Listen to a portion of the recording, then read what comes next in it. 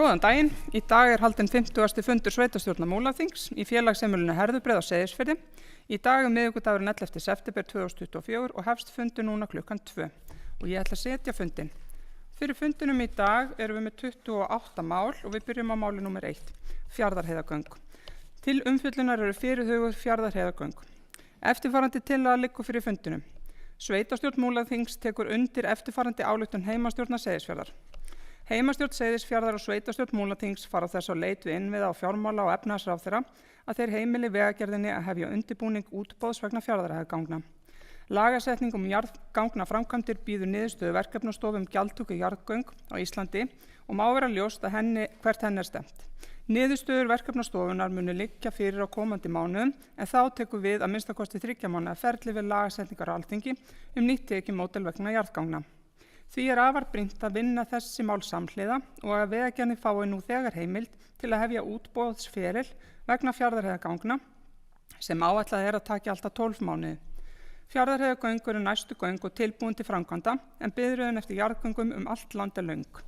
Nauðsynlegt að stjórnvöld sýni að það raunverulegur vilji til að leysa þann brýna samgönguvanda og taka nú þegar ákvarðanir sem binda endi á það alvarlega ástand sem ríkt hefur í samgönguúrbótum vegna rofs í jarðgangagerð undanfarin ár. Heimastjórn Seyðisfjarðar ítrekar að í svæðisskipulagi Austurlands 2024 til 2044 er lögð áhersla á að byggja Fjarðarheiðargöng og í framhaldi Seyðisfjarðargöng og Mjóafjarðargöng með það að markmiði að hringtengja miðsvæði Austurlands. Fjarðarheiðargöng er eitt brýnasta samfélags- og samgönguverkefnið sem framundan er á Austurlandi. Samgöngubætur, meðal annars með tilkomu Fjarðarheiðarganga, er ein helsta forsenda þess að Múlaþing sem nýtt fjölkjarna sveitarfélag geti vaxið og dafnað. Heimastjórn leggur til að sveitarstjórn fundi með ofantöldum ráðherrum auk forsætisráðherra málið og að auki verði málið tekið upp við þingmenn kjördæmisins. Sveitarstjórn lýsir yfir vonbrigðum að ekki skuli hafa verið brugðist við ósk sveitarfélagsins fund með ráðherrum vegna málsins. Sveitarstjóra falið að koma bókunum heimastjórnar og sveitarstjórnar á framfæri við viðkomandi ráðherra og þingmanna kjördæmisins. Og orðið er laust undir þessum leið einhver vilja taka til máls. Og ég ætla að biðja fyrsta forstum að taka á stjórn fundarins þar sem að forseti hyggst taka til máls.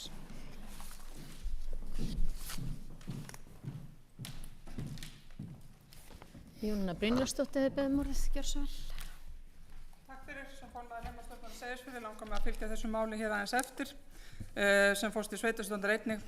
Við vitum það öll hér að það er búið að eyða ómældum tíma í að ræða þessi mál og við höfum beitt miklum þrýstingi, við beitum þrýstingi saman sem sveitarstjórn, við beitum þrýstingi inn í flokkana okkar.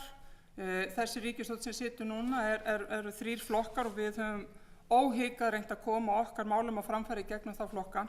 En það þarf náttúrulega að tryggja það að Fjarðarheiðargöng verði áfram fyrst á samgönguáætlun og ég hef mikla trú á að svo verði. En það er bara ekki nóg. Það sem við þurfum kannski að tala er það sem hefur kannski lítið verið talað er hvernig ætlum við að fjármagna jarðgangagerð á Íslandi.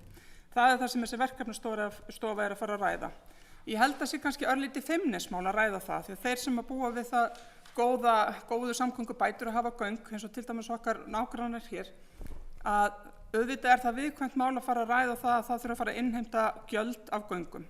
Ég skil það vel. En við þurfum einhvern veginn að geta rætt það að því einhvern veginn verðum að fjármagna göng og gangnagerð á Íslandi. Og það er ekki bara Fjarðarheiðargöng sem bíða, það eru fleiri líka. Það er mjög brýnt að komast í jarðgangnagerð víðs vegar á landinu.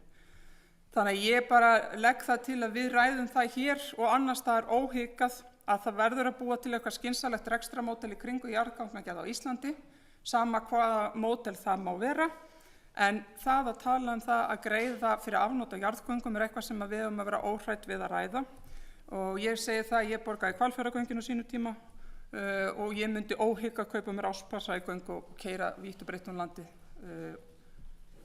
óhikað. Þannig að ég vil bara koma því á framfæri líka að þessi bókun bendir á það að við höfum ekki fengið fundi með ráðherrum og það er miður. Tímasetning síðastu bókunar var það leyti þegar það voru kúvendingar í landsmálunum. En núna er það ekki. Núna er búið að setja þing á ný, ráðherra komnir til starfa og við viljum gjarnan fá að hitta ráðherra og fara yfir þessi málefni og þá sérstaklega fá að vita hvað þessi verkefnastofa er varða fjármögnun á jarðgöngum á Íslandi, hvar hún er stödd í sínu verkefni.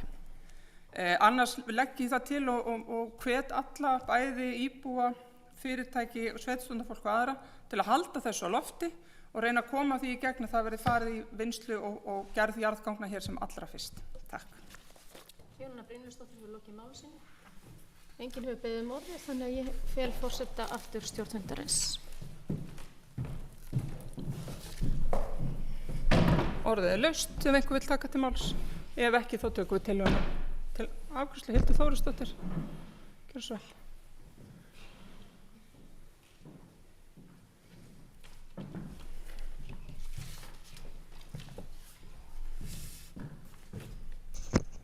Forseti og ágættir fundarmenn.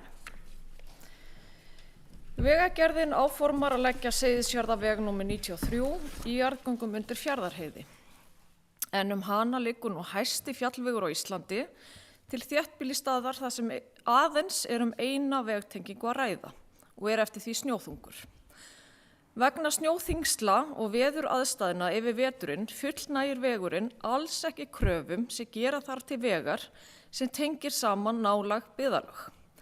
Einnig eru brattar brekkur beggja vegna heiðarinnar sem eru oft verulegur faratálmi fyrir flutningabíla og fólksbíla íbúa á svæðinu og ferðamanna til að mynda þeirra sem koma með Norrænu. Tilgangur framkvæmdarinnar að bæta samgöngur á Austurlandi og hafa þar með jákvæð áhrif á samfélagið. Með jarðgöngum undir Fjarðarheiði verða samgöngur áreiðanlegri og öruggari. Að loknum framkvæmdum verður mögulegt að halda veginum á milli Héraðs og Seyðisfjarðar opnum allan ársins hring. Framkvæmdin mun styrkja byggð og atvinnulíf á Seyðisfirði og Austurlandi öllu. Markmið framkvæmdarinnar að auka umferðaröryggi vegfarenda, tryggja greiðari samgöngur og bæta vegasamband, bæta sambúð vegar og umferðar við íbúa og umhverfi. Tilvitnun lýkur, en hún tekin úr umhverfismatsskýrslu vegagerðarinnar frá apríl 2022. Þann 29. júní 2020 staðfesti Alþingi samhljóða samgönguáætlun til 15 ára, 2020 til 2034. Þar var gert ráð fyrir framkvæmdum við Dýrafjarðargöng Leki árið 2020. Þá var miðað við það að flýta upphafi framkvæmda við Fjarðarheiðargöng, þannig að þær myndu hefjast árið 2022 eða talsvert fyrr en áður hafði verið ráðgert. Í kjölfarið myndu hefjast framkvæmdir á göngum milli Seyðisfjarðar og Mjóafjarðar og síðan frá Mjóafirði til Norðfjarðar og þannig komi á hringtengingu á svæðinu. Nú erum við komið fram á seinni hluta árs 2024 og enn bíðum við eftir að framkvæmdir hefjist þrátt fyrir að rannsóknum, undirbúningi og hönnun á Fjarðarheiðargöngum sé lokið. Það eru allmörg ár síðan að samstaða forgangsröðun jarðganga hjá sveitarfélögum á Austurlandi náðist sem sést glögglega á ályktunum SSA mörg ár aftur í tímann sem og í svæðisskipulagi Austurlands. Eftir hverju eru stjórnvöld eiginlega að bíða og af hverju fullhönnuðum jarðgöngum ekki hleypt í útboð þegar að þrýstingurinn eykst í öllum landshlutum eftir 4 ára gangnahlé. Núverandi stjórnvöld eru nú að klára heilt kjörtímabil þar sem ekki hefur unnið að neinum jarðgöngum á Íslandi. Ég endurtek heilt kjörtímabil þar sem engum jarðgöngum var hleypt af stað þrátt fyrir knýjandi þörf í öllum landshlutum. Á sama tíma og stjórnvöld boðuðu stórt stökk í samgöngum á Íslandi þegar nýsamþykkt samgönguáætlun var kynnt árið 2020 og ég vitna, aldrei áður hefur jafn miklum fjármunum verið varið til samgangna og gert í þessara áætlun, sem eftir að skila sér í öruggari og greiðari umferð allt land, sagði Sigurður Ingi Jóhannsson, þáverandi samgöngu- og sveitarstjórnarráðherra og nú fjármálaráðherra þegar áætlunin var kynnt. Í gær þegar ég keyrði yfir Fjarðarheiði var einn bíll út af veginum. Slíkt algeng sjón yfir veturinn og eru umferðaróhöpp á heiðinni afar tíð. Ekki síst eftir að umferð ferðamanna tók að aukast yfir veturinn. Þessi langa bið og algjör skortur á svörum frá ráðafólki þessa lands fullkomlega óboðleg. Við erum löngu búin að vinna vinnun okkar hér fyrir austan og nú viljum við hleypa Fjarðarheiðargöngum í útboð sem allra fyrst. Öllum undirbúningi lokið. Það kostar samfélög ótrúlega fjármuni að búa við ótryggar samgöngur. Það kostar samfélögin okkar að geta ekki tengt með öruggum hætti Egilsstaðaflugvöll og Seyðisfjarðarhöfn sem frábær tenging við Evrópu. Það kostar að tengja ekki saman atvinnulíf með öruggum hætti milli byggðakjarna í sameinuðu sveitarfélagi. Stjórnvöld verða þora að vera framsýn og fjárfesta í lífsnauðsynlegum innviðum sem tryggja öryggi íbúa sem búa ofanflóðasvæði, sem veldur hættustigi almannavarna á hverjum einasta vetri eftir að veðurfar fór að breytast. Hvers vegna Fjarðargöngum hefur ekki verið hleypt í útboð leið og hönnun var lokið ofar mínum skilningi eftir þær ógnarstóru náttúruhamfarir sem áttu sér stað á Seyðisfirði í lok árs 2020. Takk fyrir. Þórisdóttir, sveitarstjórnarfulltrúi, lokið máli sínu. Berglind Harpa Svavarsdóttir og sveitarstjórnarfulltrúi óska eftir að taka til máls. Gjörðu svo vel. Forseti, góðir fundarmenn.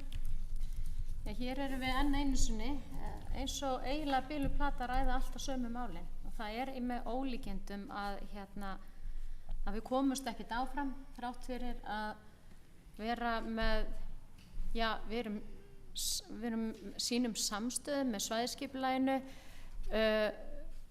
og ekki nóg með það að Fjarðarheiðargöng hafi verið númer 1 á samgönguáætlun, á gangnaáætlun í ansi mörg ár. Þau eru full hönnuð og tilbúin í rauninni í útboð, samt gerist ekkert.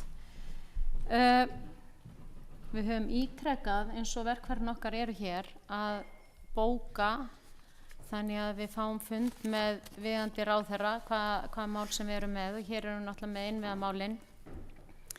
Við erum að eiga við það að við fáum ekki einu svona svör. Og mér finnst það mjög dapurlegt og þetta í rauninni eina sem við höfum að láta í okkur heyra og vera samstíga, fagleg vinna og ýta á eftir framkvæmdum. En samt gerist ekkert og eins og hefur verið komið hérna fram að varðandi gangaáætlun og áætlun ríkisstjórnarinnar að ávallt sé framkvæmdir með ein göng í einu. Það hefur ekki gerst í ansi langa tíma, þannig að ég skil vel þessa sterk orðubókun heimastjórnar sem mjög góð og mikilvæg orða þetta og þetta sorglegt hvað lítið gerist eða ekkert gerist og ekki bara í gánagerð núna heldur bara í alhliða samgöngu framkvæmdum í fjórðungnum líka í ofanálag. Og mér finnst þetta bara gríðarlegt áhyggjuefni að það sé bara skrúfa fyrir allar samgöngu framkvæmdir sem og gánaáætlun.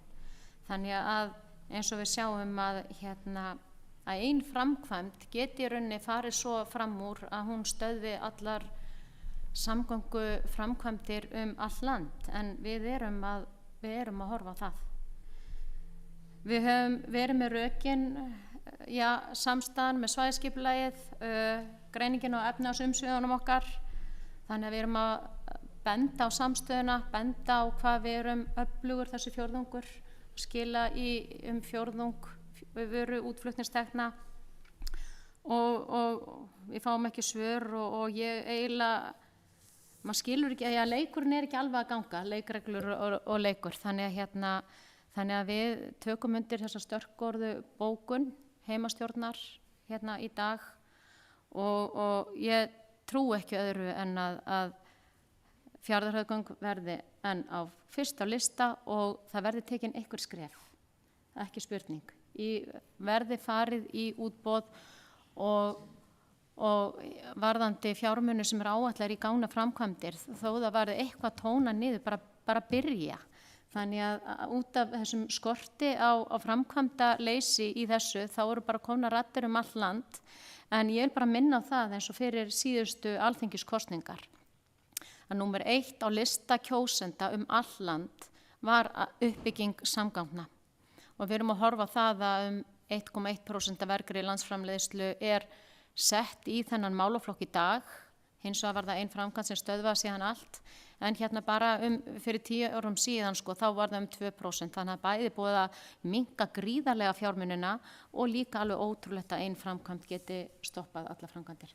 Þannig eins og við gerum hérna í dag, tökum undir þessa sterkorðu bókun heimastjórnar og nú verðum við bara að fara að koma skrið á þetta mál. Takk fyrir. Sveitarstjórnarfulltrúi Berglind Harpa Svavarsdóttir hefur lokið máli sínu. Pétur Heimisson, sveitarstjórnarfulltrúi, vill taka til máls, gjörðu svo vel.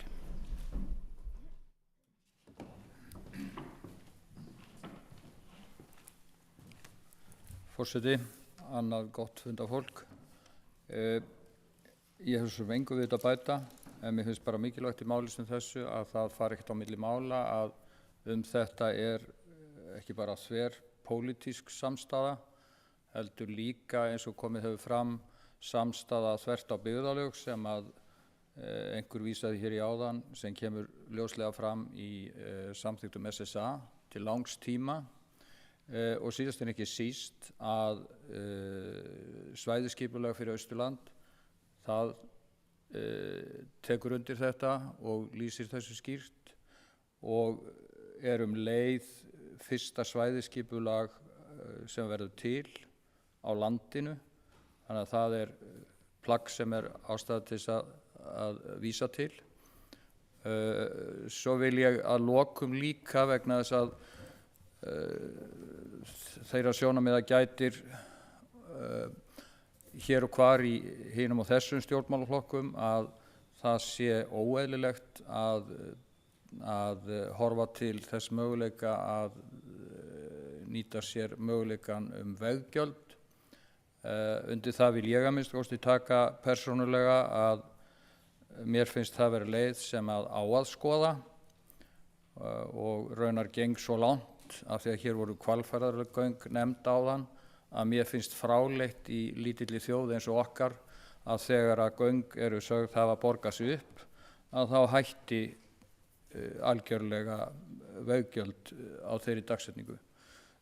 Það eitthvað sem við viljum stefna að bílaumferð liður í loftslagsaðgerðum, að úr henni dragi fremur hlutfallslega en vaxi og þá bara meðal annars í því samhengi mjög eðlilegt að þau okkar sem nýta vegina beri af því hærri kostnað hlutfallslega að viðhalda þeim heldur en hinn sem gera það ekki.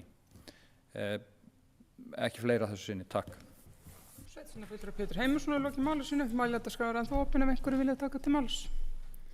Þröstur Jónsson, sveitarstjórnarfulltrúi, gjörðu svo vel.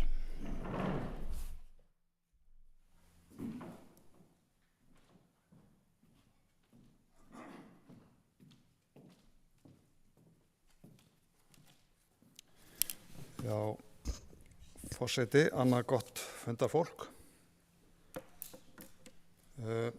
Það kannski tákgrænt að þessi fundur haldinn hér á Seyðisfirði og við sem ekki stödd sveitarstjórnarfulltrúar hér á Seyðisfirði, við keyrum hér yfir í fyrsta snjónum í haust.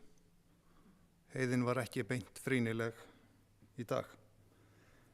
Ég ætla að þakka fyrir það fyrsta sveitarstjórnarfulltrúi Hildi Þórsdóttur að setja þetta mál á dagskrá og alveg eins og að sveitarstjórnarfulltrúi Berglind Harpa nefndi hér áðan, þá erum við að spila sömu gömlu plötuna aftur og hún að verða ansi götótt.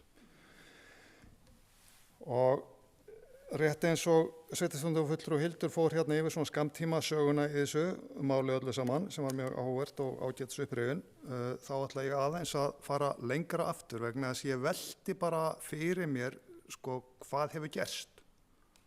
Af hverju, hver grunn ástæðan fyrir því að það gerist afskaplega lítið í samgöngubótum á landsbyggðinni og þá ekki síst hér á Austurlandi. Það ekki nóg með að séu Fjarðarheiðargöng, það líka Öxi sem tiltölulega lítil framkvæmd og mér sýnist mér nú bara hér eftir að dæma á liði númer 2 sem á dagskrá á eftir að þá sé mér eiginlega bara hálfgert búin að gefast upp á að berjast fyrir heilsársvegi yfir Öxi.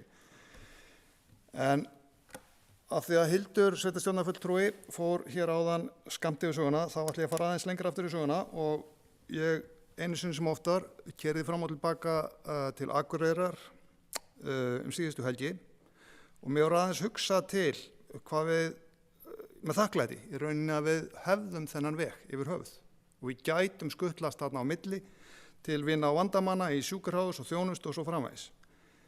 Á leiðinni urðu fyrir mér nokkra brýr. Fyrst fer ég yfir Lagarfljótsbrú. Hún byggð 1956, áður en ég fæddist. Síðan fór ég yfir brú yfir Jökulsá á Fjöllum, afar fallegt mannvirki, hengibrú, en barnsins tíma einbreið, byggð 1947, rétt eftir stríð. Að lokum fór ég yfir Þriðastórfljótið sem var yfir Skjálfandafljót, þar er brú líka einbreið, byggð 1972, þá var ég 10 ára. 10 ára. Nú á svipum tíma og ég mér var hvarflaði hugurinn suður fyrir land, hvernig væri nú að fara þjóðveginn suður fyrir land, þar var mikið mannvirki reist 74 sem er reyndar orðið gagnslaust af náttúrunnar völdum í dag, sem var Skeiðarárbrú, hún er reist 74. Hér áður nefnilegasta fóru hetjur héruð, þau þjónuðu, það voru stjórnvöld sem þjónuðu fólkinu í landinu, þau þjónuðu þjóðinni, þau tóku þá litlu skattpeninga sem voru miklu minni en þeir eru núna og nýttu þá vel til framkvæmda. Síðan vaknaði ég á þessari leið við vondan draum, einhver staðar þegar ég var að koma að Jökulsánni, að bíllinn fór í einhverjar ægilegar holur. Jú, það hefði verið rok nokkru dögum áður. Malbyggið var farið. Og hvað hafði gerst? Jú, vegaxlirnar voru farnar fyrir löngu eða hafa kannski aldrei verið, þannig að roki komst undir og fletti bara malbyggjun af á stórum svæðum. Stjórnvöld í dag er ekki halda við þessu vegakjöri fyrir 5. Þau hafa ekki áhuga á því. Þau eru ekki hetjur sem er ríðað héruð eins og hér var áður fyrr. Núna er bara allt aðri tímar. Núna eru valdhafar sem virðast einhvern veginn hafa gleymt því að þeir eiga að þjóna þjóðinni, þeir eru frekar í því að drottna. Áhuginn liggur einhver stað hinum megin við hafið hjá einhverjum glóbalistum og heimsdrottnurum. Við erum setjum óhemju peninga í einhvað proxy-stríð í Bandaríkjanum við Rússland. Við berjumst fyrir einhverjum loftslagsmálum sem eru núna að koma í ljós betur og betur og æpandi. Það er bara rugl frá A til Z. Hér áður fyrr ég er orðinn það gamall, ég man það, hér áður fyrr vorum að deyja og kvíða við því að það var að koma ísöld. Einhvern tímann var ósonlagið að fara og nú hefum við að drepast úr hita. Reyndar er mann hætti við það og menn hættir að tala hlýnun vegna það er alveg gjörsamlega vonlaust að tala það. Og svo framvegis. Ég meina við flytjum hér innflytjendur, landamærin standa galopin, þar fara milljarðatugir á hverju ári. Fjarðargöng fyrirgefið þau kosta einhvað á milli 40 og 50 milljarðar. Nú svo þetta blessaða vók sem tröllur yfir hér öllu og ágætur Frosti Harmageddon kann líkti við Graftarakíli í þætti sem var í sprungið. Svo ljótt það væri. Þetta setjum við ausu peningum í líka stjórnvöld. Þannig að guðlausir, blindir og heyrnarlaus stjórnvöld sem drottna fremur en að þjóna okkur og vilja helst ekki að við keyrum bíla. Þau eru búin að banna dísel og bensínbíla 1927 2027 eða 2030, ég manna það ekki. Það er vonlaust markmið, þannig að væntanlega þá eigum við bara hætt að keyra, þannig að það þarf þá bara engin göng eða hvað. Þannig að svona heldur þetta áfram. Og ef þau ætla að koma núna, eins og þau gerðu hérna með loftbrún á sínu tíma, koma með eitthvað kosningalofur rétt fyrir kosningar upp í erminni, þá bara segi ég nei takk. Vegna það er alveg ljóst eins og að sveitarstjórnarfulltrúi Berglind komað hér áðan að þá er komið hér inn á borð einhvað verkefni sem étur allt, ríkissjóður yfir skuldsettur og ef menn ætla að koma með einhver snuð upp í okkur rétt fyrir kosningar og draga bara í einni skuldalínun einhver staðar út í heimi, þá segi ég nei takk. Það er ekki stjórnsýsla sem er boðleg landsmann og alls ekki yngstu kynslóðin sem þarf svo að borga brúsan einhvern tíðan seinna. Komið með peningana sem við borgum í framkvæmdir í að þjónusta borgarna, takk fyrir. Hættið að ausa því og landi í einhverju gæluverkum sem eru afar vafarsam. Þannig að ég veit ekki hvað að segja. Mér liggur við að nefna stjórnvöld linjumenni. Þau eru linjumenni. Þau þjóna ekki, þau gera ekki það sem þau eiga. Og það eina sem þau hugsaðum er að auka skattana. Ég bara ætla að minnast bara hérna á eitt lítið atriði sem eru svo kallað bílastæðagjöld við Egilsstaðaflugvöll. Í drullupollunum við Egilsstaðaflugvöll. sem eru samþykkt af tveim af þessum ágætu ráðherrum sem koma við sögu í þessum Fjarðarheiðargöngum, innviðaráðherra og fjármálaráðherra, þeir skrifa upp á það þrátt fyrir hávær mótmæli sveitarstjórn Austurlandi, þá sérstaklega hér í Múlaþingi og Fjarðabyggð. Það var alveg öskrað, almenningur öskraði líka. Samt tróður þess og þeir ganga mér þess að svo hart fram núna í rukku þessara bílastæðagjalda að þeir eru farnir að rukka tilhæfulaus gjöld. Bílar sem hafa aldrei verið á staðinn. Þá fyrst nú mælirinn orðinn fullur. Þannig að ég bara tek hart til orða hérna vegna þess að ég er orðinn langþreyttur og ég vil fara að sjá eitthvað breytast. Það er búin að vera kreppa á landsbyggðinni síðan ég man eftir mér. Þegar hrunið var 2008 þá var maður nýfluttur austur og allir görguð og góluð á suðausturhorninu. Það heyrist ekki múkk hérna austur frá. Af hverju? Jú, það hefði ekkert breyst. Það var bara sama kreppan og venjulega.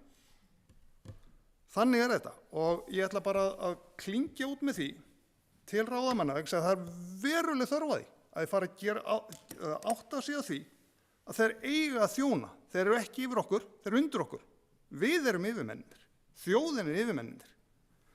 Og ég held að sé bara til við hæfi að minna á hvað stendur í Markúsarguðspjalli 10:42 og áfram og ég ætla að lesa það upp fyrir þá ef þeir skildu nú einhverjir horfa á útsendinguna hérna.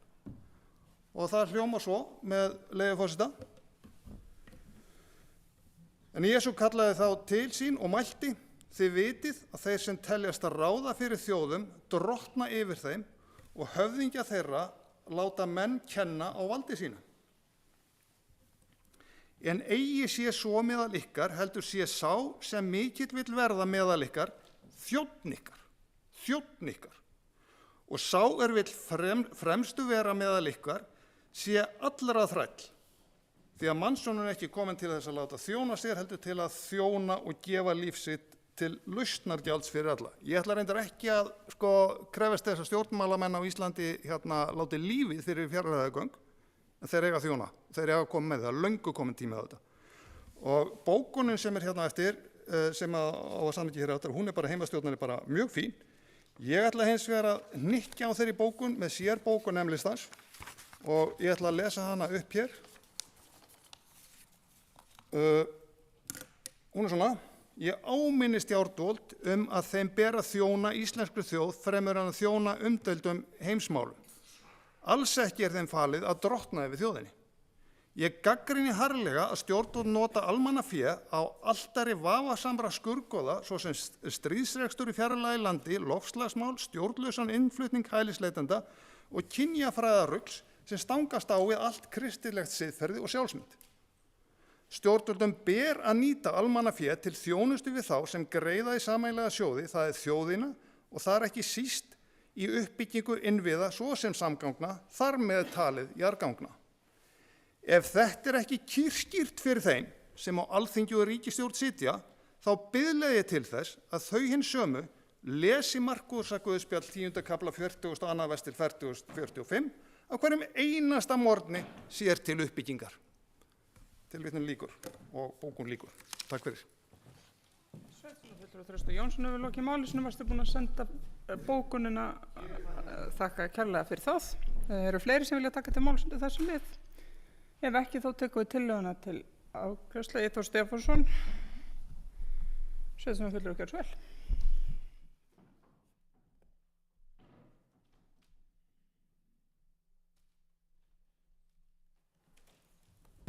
Já, frú forseti og annað fundafólk.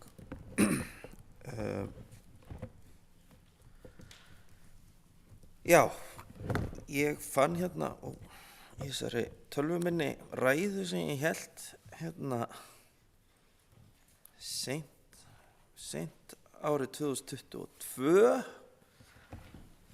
Þá eyddi ég miklu púðri og tími í að fræða mig gangamál á Íslandi og ég geti flutt þessa ræðu bara aftur. Það verður ekkert breyst. Og það sem vantar náttúrulega bara svo nú því að sveitarstjórnarfulltrúi Þröstur Jónsson fór hérna víða völl ég held að stóra vandamálið sé nú kannski bara á Íslandi að það vanti ákveðna bara einhvern vott af einhverju alvöru byggðastefnu og ef menn telja það yfir höfuð til góða að það rísi einhvers konar þjónustu samfélag utan Hvítána. Og ég hef nú beðið það á vettvangi SSA að við förum að huga að því aðgerðaáætlun byggðaáætlunar, hún rennur út 2026 og það er orðið tímabært að þar standi eitthvað af viti sem býti eitthvað og geri eitthvað. En ég hef svo sem ekki, mann setur svolítið hljóðan þegar ríkisstjórnin að kynna sínar áherslur í samgöngumálum. Það virðist ekkert vera á döfinu nema samgöngusáttmáli Reykvíkinga og það er þyngra en tárum taki að stundvísi Reykvíkinga sé mikilvægar en líf Austfirðinga, því að Fjarðargöng náttúrulega bara fyrsti parturinn í því að stytta leiðina milli stærstu byggðakjarnanna þar sem vill svo til að annars vegar flugvöllurinn og hins vegar fjórðungssjúkrahúsið.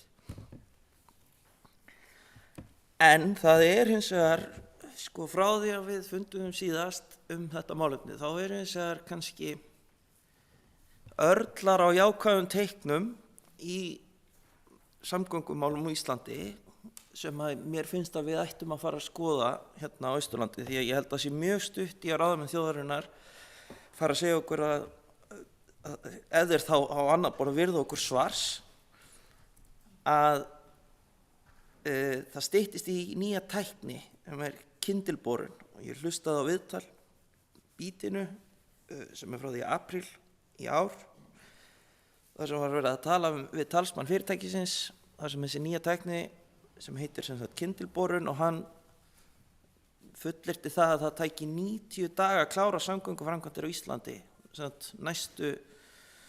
framkvæmdir næstu 50 ára tæki 90 daga að klára með þessari nýju tækni. Og þessi nýja tækni, þau eru byrjið á að ætla að fara að gera lagnagöng til Vestmannaeyja sem ég held að sé búið að breyta í flutningsgöng. Þannig að það verður mjög spennandi að fylgjast með því og ég held að við ættum sveitarstjórn Múlaþings að fara að setja okkur í samband við þetta fyrirtæki þó ekki sé annað en að vita hvað máli snýst þegar að svörin frá ráðamönnum þjóðarinnar verða orðið á þá leið. Já, nú svo stutt í nýja tækni að við ætlum ekki til Fjarðargöng strax, að við vitum þá hvað hún snýst og hversu stutt eða langt í hana. En annað var það ekki. Takk fyrir. Eyþór Stefánsson, sveitarstjórnarfulltrúi, hefur lokið máli sínu. Það eru fleiri sem vilja taka til máls undir þessum leið. Svo ekki, þá tekið til Þröstur Jónsson, sveitarstjórnarfulltrúi, gjörðu svo vel.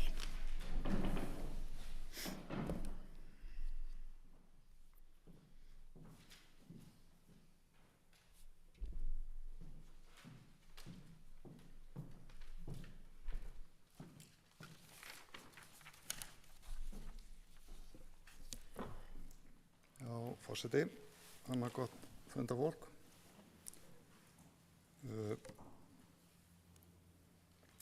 Ágætt sem komi fram í máli sveitarstjórnarfulltrúa Helga Hlyns. Eyþórs. Áðan með kyndilborunar og það alltaf svo með tækninýjungar, það alltaf spennandi. En ég vona að við förum ekki að bíða eftir því vegna þess að maður þekki það nú innan að starfa í tækniheiminum í 40 ár og gerir jafnvel gjarnan þau mistök sjálfur að tímaáætlanir sem menn setja standast aldrei. Það þarf yfirleitt að margfalda þær með svokölluðu 2π eða π öðru sem annarkot þrefalda eða nífalda svona cirka tíman sem þetta tekur. Þannig ég ætla að vona að við förum ekki að bíða eftir því einhverju vonum það að komi eitthvað hókus pókus sem búið til göngana fyrir okkur á nokkrum dögum, en það væri vissulega óskandi. Ég ætla hins vegar að halda áfram að vera leiðilegur eins og ég var áðan. Kannski er ég bara leiðilegur, þá bara best að vera leiðilegur hér líka. En þessi vandi með Fjarðargöng að þau skuli ekki hafa orðin, hann er líka heimatilbúin. Vegna þess að okkur hefur mistekist ég vil bara segja það alveg svo okkur hefur mistekist að halda því á lofti að þessi göng eru ekki fyrir 600 Seyðfirðinga að komast upp í Egilsstaði. Þau eru fyrir miklu, miklu meira. Þau eru fyrir það að bæta hér samgangur á svæðinu öllu, tengja Fjarðabyggð við Múlaþing og mynda þessa hringtengingu á þessu stóra atvinnusvæði sem að er gríðarlega mikilvægt fyrir íslenskan efnahag, eins og sveitarstjórnarfulltrúi Berglind benti réttilega á hér eftir, og það er ekkert bara einhvað sem maður heldur, það er bara hardcore, og það rannsaka þetta, stendur á blaði. Þannig að það er engin vafi á því að það er réttlátur þrýstingur á að þessi göng séu gerð sem allra fyrst og ættu að vera komin í ljósi þess hvað svæðið er sterkt og hversu þessi efnahagsuppbygging sem hér hefur verið, hún virkilega þarfnast þess að fá þessa samgangur. En talandi heimatilbúin vanda, að ég hef nú eins og flestir kunna að vita að hef verið rekinn oft út af í umræðum Fjarðargöng vegna leiðarvals héraðsmegin, og ég ætla heldur ekki fara að gera það neitt að sérstöku umtalsefni hér, en við hjá M-listanum höfum verið að reyna að benda á það hvernig væri hægt að nýta þessi göng sem allra best til sem sagt efnahags uppbyggingar og hvernig við getum allra best tengt þessi göng við aðra innviði sem eru á þessari leið Egilsstaði til Seyðisfjarðar. Við erum þessa frábæru höfn hér á Seyðisfirði, við erum með flugvöllin upp á Egilsstöðum og síðan hefur Landsnet undanfarið, og ég ætla að nota tækifærið og hæla þá einnig opinberri stofnun vegna þess að ég er nú búin að bölsótast hér utan í ríkisstjórn og þing, en það er Landsnet. Þeir hafa byggt upp innviði í rafdreifikerfi alveg með ótrúlegum hraða síðustu ár, gert það gríðarlega vel og eru enn að halda áfram. Og skal það bara nefna að það er meira í gangi núna, það sem að ég var nú eitt af því fyrsta sem ég barðist fyrir hérna í sveitarstjórn var það að Fljótsdalslína yrði tengd niður í Hryggsteg, vegna þess að hún hengur nú nákvæmlega nánast yfir aðveitustöðinni. Landsnetsmenn tóku nú ekki vel í það fyrst, en nú eru þeir að tengja hana þar niður með 220 kilovolta tengivirki, viðbóti í Hryggsteg. Þeir ætla að setja Eyvindarárstöð inn, það er að segja að það verður ekki úti tengivirki lengur, það verður inni tengivirki. Þeir eru að efla mjög tengivirki hér á Seyðisfirði, það er ekki búið í sumar, ég manna það ekki. Þannig það er alltaf gerast. Og þá kem ég að því að einn innviðurinn sem er þarna á milli er einmitt þetta Eyvindarár tengivirki. Það stefnir í það einhvern tímann í framtíðin, og ég held að það sé með stutt í það, að það verði boruð ný hitaveita út af úthéraði, einhvers staðar í nágrenni Breiðavaðs eða einhvers staðar þar. Þannig að á þessu litla svæði eru þessi óhemju magn af innviðum til atvinnuuppbyggingar, til þess að auka verðmætasköpun. Og það er einmitt það sem gerir þessi göng svo verðmæt. En því miður vildu aðrir hér inni og í nefndum og ráðum alls ekki hlusta á tillögur okkar meðflokksmanna sem voru mjög vel rökstuddar. Ég fékk reyndar að koma þessum tillögum að í ákveðinni huldunemnd eða leyninemnd sem ég kalla svo, sem er atvinnuuppbygging, framtíðar atvinnuuppbyggingu á Seyðisfirði. Ég fékk að koma því að þar og ég var ekki að var við annað en menn tóku vel í þar þar. Þar loksins bara vorum við ekki múlbundin. En menn sem sagt völdu það að fara með, náttúrulega fyrstu mistökin voru að flytja hann blessaða gangnamun einhvað lengst inn á dal, og svo bætti menn gráa og svart með að taka veginn héraðsmegin og henda honum nánast inn í Fljótsdal, eins og þessi göng væru milli Fljótsdals og Seyðisfjarðar. Það liggur við að það lítið svo leiðis út. Staðan fyrir að fara með hann stystu leið í gegnum miðjuna á þessum innviðum sem ég hef hérna nefnt og mynda einstakt svæði, algjörlega einstakt svæði til efnahagsuppbyggingar, til atvinnuuppbyggingar, til iðnaðaruppbyggingar.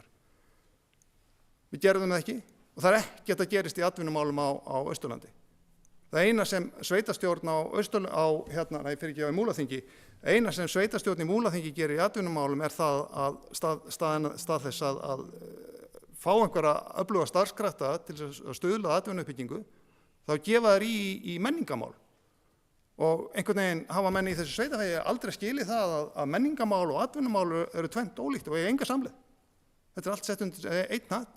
Menningamálin gangi ekki ágætlega og ég er ekkert sett út það, en atvinnumál Dróttið með dýri. Það er bara ekkert að gerast og ekkert verið að gerast í mörg ár. Og þetta var eiginlega til þess að kóróna þegar þessi vegur var hent þarna suður í, bara suður í, ég veit ekki hvert. Þannig að vandinn er heimatilbúin því miður líka. Hefðu við haldið þessu lofti, farið rétta leið, haldið á lofti hver ávinningur, efnahagslega ávinningur getur orðið að þessu, annar en sá að bara opna hérna fyrir íbúana, þá væru við kannski komin svolítið lengra. Og það heyrir maður líka hjá ráðamönnum fyrir sunnan. Þeir spurja sig af hverju eigum að fara í þessu dýru göng fyrir svo fáa. Og þetta er skelfilegt að þetta viðhorf skuli vera viðlóðandi þarna ennþá. Takk fyrir. Sveitarstjórnarfulltrúi Þrösti Jónsson hefur lokið máli sínum. Mælendaskrá er enn opin og við erum í lið númer 1 ef fleiri hyggjast taka til máls. Svo virðist ekki vera og þá freista ég þess að taka tillöguna til afgreiðslu. Ég hyggst ekki lesa hana upp aftur, enda er hún æðilöng. Þeir sem samþykkja tillöguna réttubönd. Það er samþykkt samhljóða. Var bókun komin til ritara? Já, var ljómandi gott. Þá höldum við áfram að förum í lið númer 2. Sem ber heitið Snjóhreinsun á Öxi. Fyrir liggur bókun frá fundi heimastjórnar Djúpavogs dagsett 5. september 2024 varðandi snjóhreinsun á Öxi. Eftirfarandi tillaga liggur fyrir fundinum. Sveitarstjórn Múlaþings tekur undir með heimastjórn Djúpavogs varðandi mikilvægi þess að vetrarþjónustu og almennu viðhaldi á Axarvegi verði betur sinnt. Skrifstofustjóra falið að koma afgreiðslu sveitarstjórnar á framfæri við vegagerðina. Og ég ætla að opna mælendaskrá undir þessum lið, einhverju vilja taka til máls. Sveitarstjórnarfulltrúi Þröstur Jónsson, gjör svo vel, og að honum loknum kemur þá Hildur Þórsdóttir.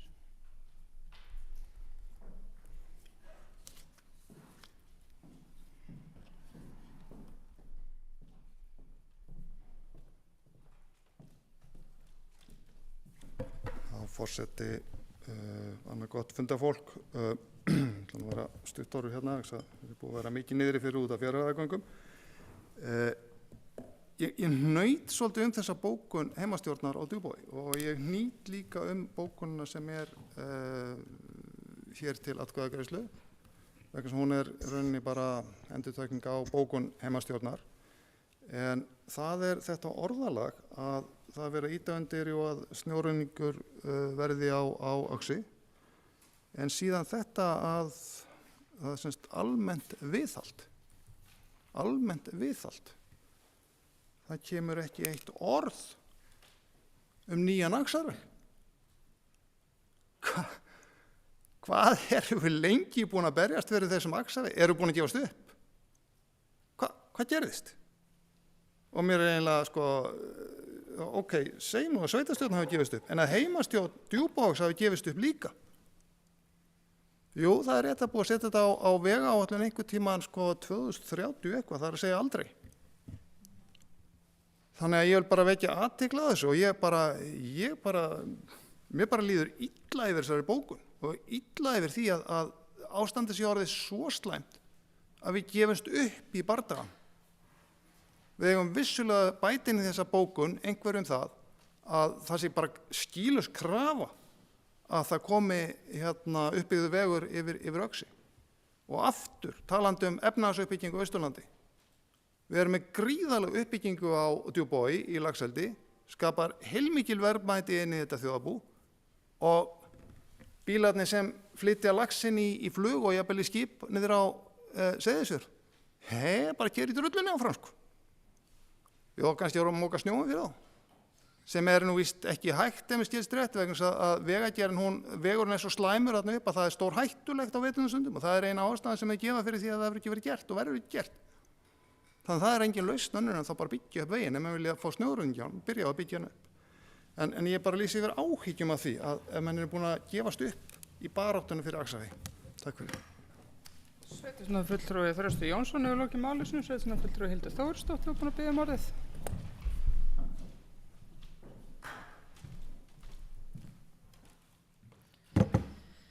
Já, forseti ágæti fundamenn. Ég ætla að byrja að vitna hér í bókun heimastjórnar Djúpavogs sem vill árétta fyrir bókanir að Axarvegi verði betur sinnt, bæði með tilliti til vetrarþjónustu og viðhalds allt árið. Þess má geta að hátt í 60.000 bílar óku yfir Öxi í júní, júlí og ágúst. Slíkur umferðarþungi kalli á meiri þjónustu og endurbætur. Og þá var mér litið á matsskýrslu Vegagerðarinnar frá mars 2011. Sjá, og ég ætla að vitna í hana. Sjá.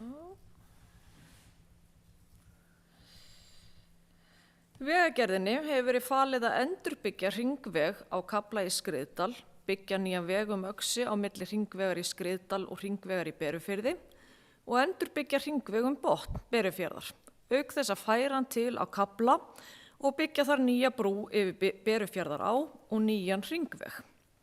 Er að ræða 30 til 34 km langa vegagerð í suður Múlasýslu. Þess ber að geta, eins og Þröstur Jónsson kom hér réttilega inn á, að nákvæmlega ekkert hefur þokast í málinu síðan þessi skýrsla var gefin út í mars 2011.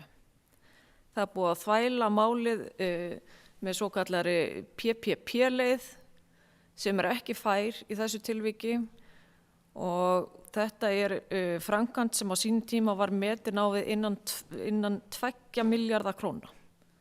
Sem engar upphæðir þegar maður horfir á stóru myndina þegar kemur að framkvæmdum á vegum stjórnvalda.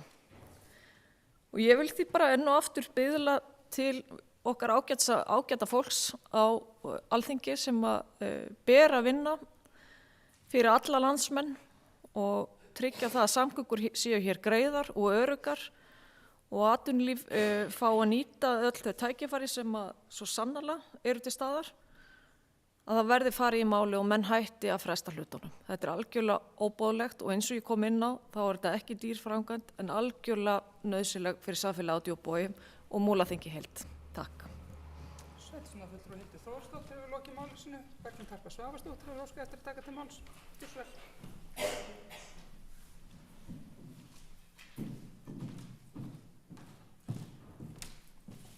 Forseti, góðir fundarmenn.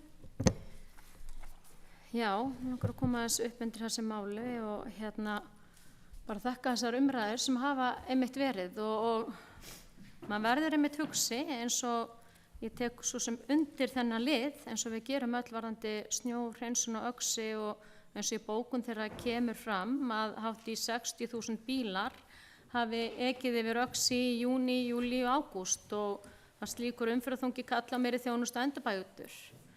Það bara ekki spurning. Og það einmitt rökin sem við fáum varðandi endurbætur á vegum og snjóhreinsun og allt þetta byggist allt upp á umferðinni. Það það sem við heyrum. En varðandi akkurat þetta sem sveitarstjórnarfulltrúi Þröstur Jónsson kom inn á áðan að hann saknar þess að sé ekkert heilsársveg á Öxi. Og maður verður alveg hugsi yfir þessu líka og þetta í rauninni í takt við það eins og við vorum að ræða hér undir fyrir lið. Að við erum hér eins og rispuplata í rauninni. Þurfum bara endalaust að fara með sama málið aftur og aftur og aftur og þrátt fyrir samstöðu og svæðisskipulag og bara eins og, í dag bara ýtt undir sameiningar. Það hefur við gert. Það ýtt undir sameiginlega sterkarödd. Þangað hefur við farið og gert það ítrekkað ár eftir ár. Við erum nú ekki með marga þingmenn hérna á svæðinu, en við erum allavega með 2. Við þurfum auðvitað maður hugsa, við verum að auka í rauninni áhuga fólks hér á Austurlandi líka í framboð. Bara sama hvaða flokkið eru, bara fá raddir héðan. Það virðist líka bara þurfa, fá raddir héðan. Og svo hugsa maður líka með þessa framkvæmd, með heilsársvegum Öxi. Ég var nú ekki búin að finna ræðuna mína þegar við tókum heilsársvegum Öxi síðast, þá fór ég einmitt yfir tímaröðina þegar það var alltaf verið að fara í gang með þessa framkvæmd sem gríðarlega mikilvæg, eins og hvað öflugt atvinnulíf á Djúpavogi og það skortir húsnæði og þetta er bara mikil atvinna í boði og verður mikill uppgangur þarna og mikill flutningur af afurðum frá því svæði. En ég sló bara aðeins í tölvuna og fékk hérna eina frétt og þar er frétt á RÚV frá 2021, 29. mars, heilsársvegur Öxi líklega boðin út í kringum áramót. Þetta var 2021. Þetta er örugglega bara skýringan á því að það kemur ekkert þetta. Ég held að fólk sé bara orðið þreytt og maður skilur þreytuna ef að leikurinn bara virkar ekki. Manni finnst það oft eins og bara leikurinn virki ekki sem við erum að leikreglur og allt sem við erum að fara eftir.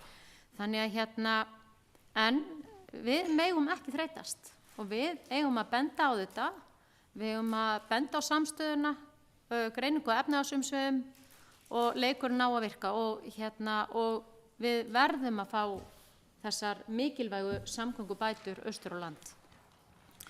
Þannig að við höldum áfram og eins og ég segi með þessa frétt að auðvitað var verið að gera ráð fyrir einkaframkvæmd þar. Það var borðleggjandi að það bara gengi ekki. Það er alltaf náttúrulega á landsbyggðinni er minni umferð og þá er minni hagkvæmni í því að framkvæmdin borgi sig upp. Þannig að ég held að séu allir kominir á það að þetta geti ekki verið þannig framkvæmd, en þetta er ódýr framkvæmd sem á að vera löngu búið að fara í og ég er sammála því að við förum að setja púður í þetta og minna verulega á heilsársveg yfir Öxi. Takk. Berglind Harpa Svavarsdóttir, sveitarstjórnarfulltrúi í lokin máli sínu. Ég ætla að biðja fyrsta forseta að taka við stjórn fundar sem forseti hyggst taka til máls. Mælendaskráin er ennþá opin.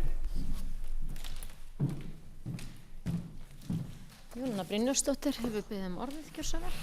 Takk fyrir forseti og annað gott fundafólk. Ég ætla nú að koma hérna upp fyrir hönd þeirra sem sitja í heimastjórn og Djúpavogi að því ég get alveg lofað ykkur því að þar er engan bilbúið að finna. Þau vilja fá heilsársveg yfir Öxi. Þrátt fyrir að það sem sé til umræðu núna sé snjómoksturinn, það er bara því við erum sannarlega með veg yfir Öxi og þau hafa hamrað á þessu hverju einasta hausti og þau vilja gjarnan að henni sé lokað seint og hún sé opnuð snemma, þar sem er fullkomlega eðlilegt að það sé sett fram. Nú, við erum að fara að fá aftur samgönguáætlun til umfjöllunar innan sveitarfélagsins bara leið og hún verður lögð fram sem ég held á heyrist að verða einhvern tímann í október. Þá þurfum við að rifja upp gamla takta frá því í vor og við þurfum að fjalla allar þær samgönguframkvæmdir sem við erum með á áætlun og þar á meðal er heilsársvegur Öxi. Og ég segi bara fyrir mitt leyti, það er engan bilbug að finna á mér. Ég hef ekki heyrt neitt bilbug í sveitarstjórnarfulltrúum eða neinum heimastjórnarfulltrúum, svo það sé alveg sagt og gríðarlega mikilvægt að það komi bara skýrt fram aftur, enn og aftur, að við viljum að Öxi verði tekin út af þessari áætlun PPP-verkefni. Ef við höfum ekki sagt það nógu skýrt, þá skulum við bara segja það skýrar. Þannig að við höfum bara tækifæri á því að brýna aðeins þær ályktanir sem við sendum frá okkur í vor og þegar við fylgdum þeim eftir inn í umhverfis- og samgöngunefnd og við bara höldum því til streitu. Það er mjög mikilvægt að fá heilsársveg Öxi sem fyrst og þó það væri ekki nema að væri tekin í 2 hlutum. Ég held að á einhver tímapunkti væri bara rosalega gott að myndi bara byrja. Þannig að ég allavega reikna með því að heilsársvegur Öxi komi hér til umræðu þá á næsta eða þar næsta sveitarstjórnarfundi þegar við fylgjum eftir umræðum samgönguáætlun. Takk. Jónína Brynjólfsdóttir hefur lokið máli sínu, enginn hefur gott til hljós.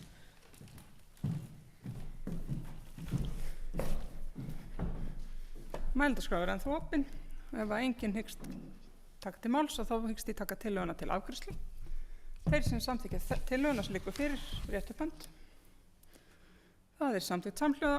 Við erum þá komin í mál númer 3. Gjaldskrár 2024. Fyrir liggur bókun frá 123. fundi umhverfis- og framkvæmdaráðs varðandi gjaldskrá hafna Múlaþings. Eftirfarandi tillaga liggur fyrir fundinum. Sveitarstjórn Múlaþings staðfesti fyrirliggjandi tillögu að breytt gjaldskrá hafna Múlaþings er samþykkt var af umhverfis- og framkvæmdaráði 19. ágúst 2024. Skrifstofustjóra falið að sjá til þess að gjaldskráin verði birt á heimasíðu hafna Múlaþings. Og ég opna fyrir mælendaskráin til þessum lið ef einhver hyggst taka til máls. Sveitarstjórnarfulltrúi Ásrún Mjöll Stefánsdóttir, gjörðu svo vel.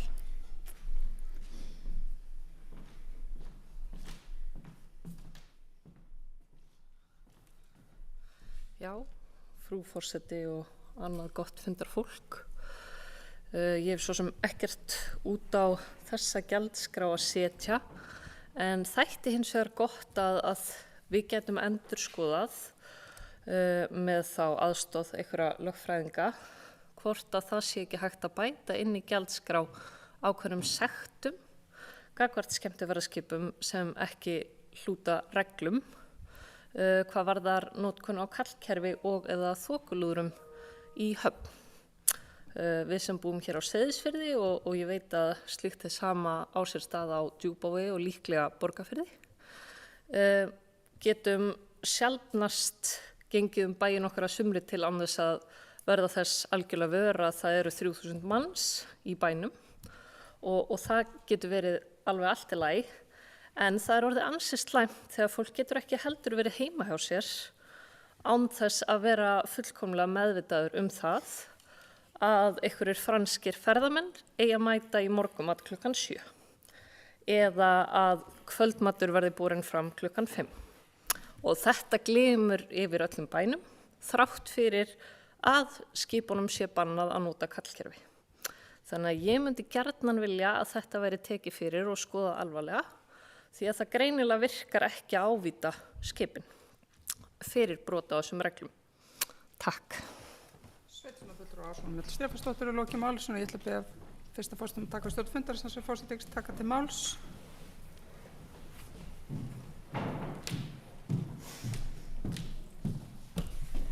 Jónína Brynjarsdóttir hefur beðið orðið, gjörðu svo vel. Takk fyrir. Forseti og annað gott fundafólk.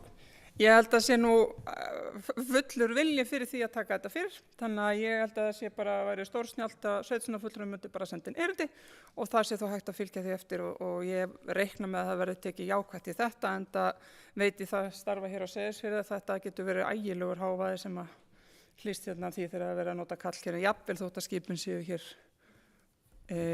svolítið utarlega í firðinum. Þannig að ég held að við tökum bara jákvætt í það. Við þurfum kannski aðeins að skoða bæði lagastóð og hvernig aðrir eru að gera þetta, en sannarlega skulum við skoða þetta. Takk fyrir. Jónína Brynjarsdóttir hefur lokið máli sínu, enginn hefur kvatt sér hljós. Ég fer Hildur Þórisdóttir, gjörðu svo vel, sveitarstjórnarfulltrúi. Ég fer, já, ok. Já, takk forseti og ágæti fundamenn. Það kemur kannski ekki skýrt fram í bókun, en það sem að máli snýst er að við erum að bæta við 20. greininni sem svo kallað afbókunargjald sem við erum að leggja á þegar skemmtiferðaskip eru að afbóða komu sína og það er dálítið það, þannig að það er full ástæða til að bæta þessu inn.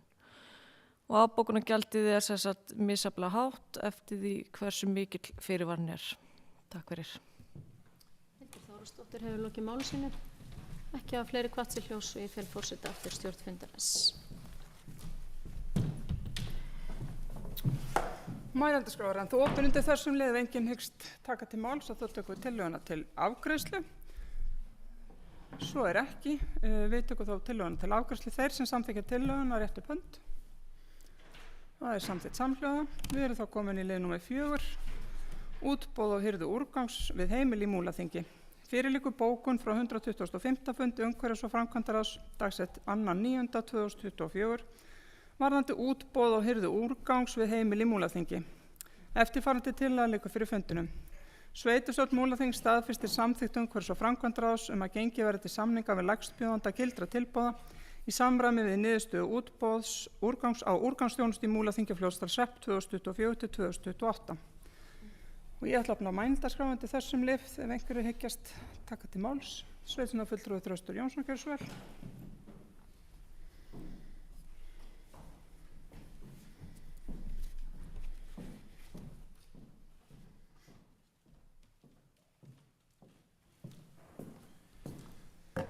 Já, forseti, annað gott fundafólk.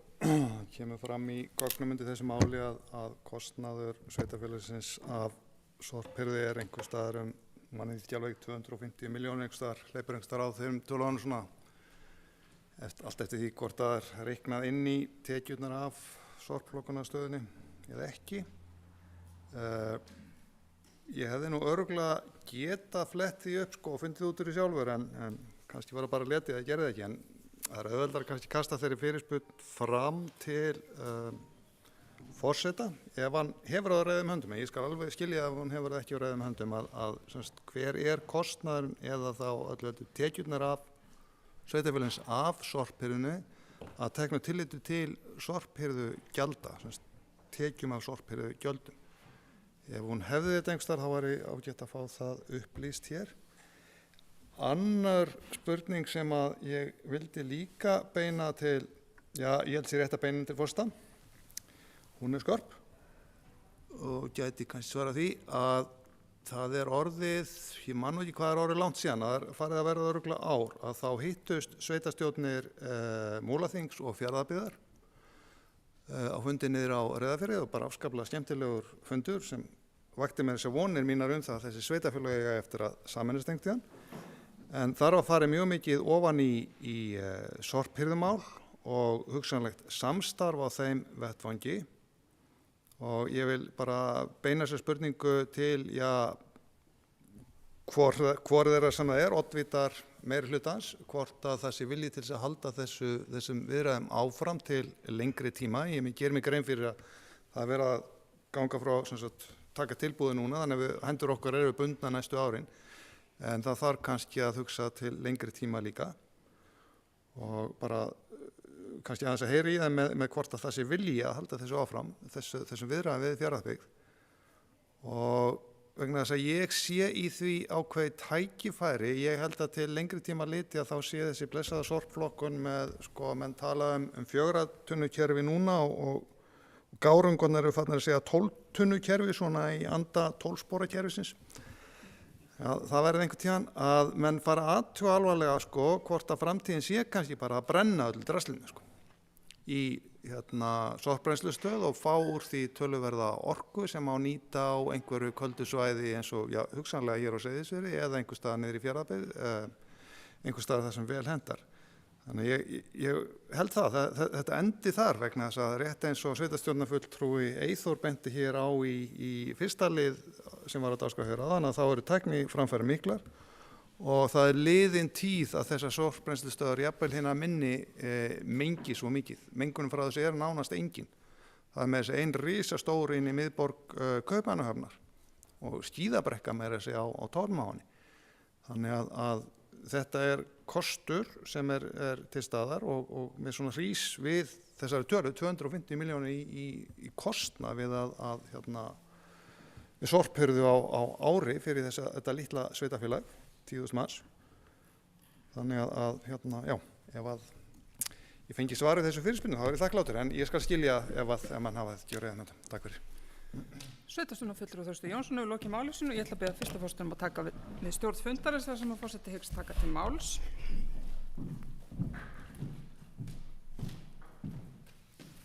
Jónína Brynjarsdóttir hefur beðið um orðið, gjörðu svo vel. Forseti og annað gott fund og fólk. Ég vil bara þakka sveitarstjórnarfulltrúi Þorsteinn Jónssoni fyrir afskaplega góðar og gagnlegar spurningar og kemur að kannski viðkvæmu efni. Það þannig, svo það sé sagt, að ég sannlega ekki með þessar tölur reiðum höndum en ég get fundið þær fyrir þig. Það fara líka að koma aftur upp af því nú þurfum við að fara að gera áætlanir gjaldskrárhækkanir fyrir næsta ár og ég segi gjaldskrárhækkanir af því að það mun sannlega þurfa í sorpmálum. Það eru nú 2 félagar mínir umhverfis- og framkvæmdaráði hér og það þannig að forverar og sennilega einna helst Fljótsdalshérað var alls ekki nógu duglegt að hækka gjaldskrár varðar sorphirðu. Þannig að við stóðum frammi fyrir því að þegar löggjafinn setti fram þá tilskipun að við skildum láta þann sem hendir borga, þá hefðum við þurft að hækka gjaldskrána margfalt. Þannig að það var tekin svo ákvörðun og það var hækkuð gjaldskráin í fyrra en alls ekki nóg. Það þarf að halda áfram að hækkana.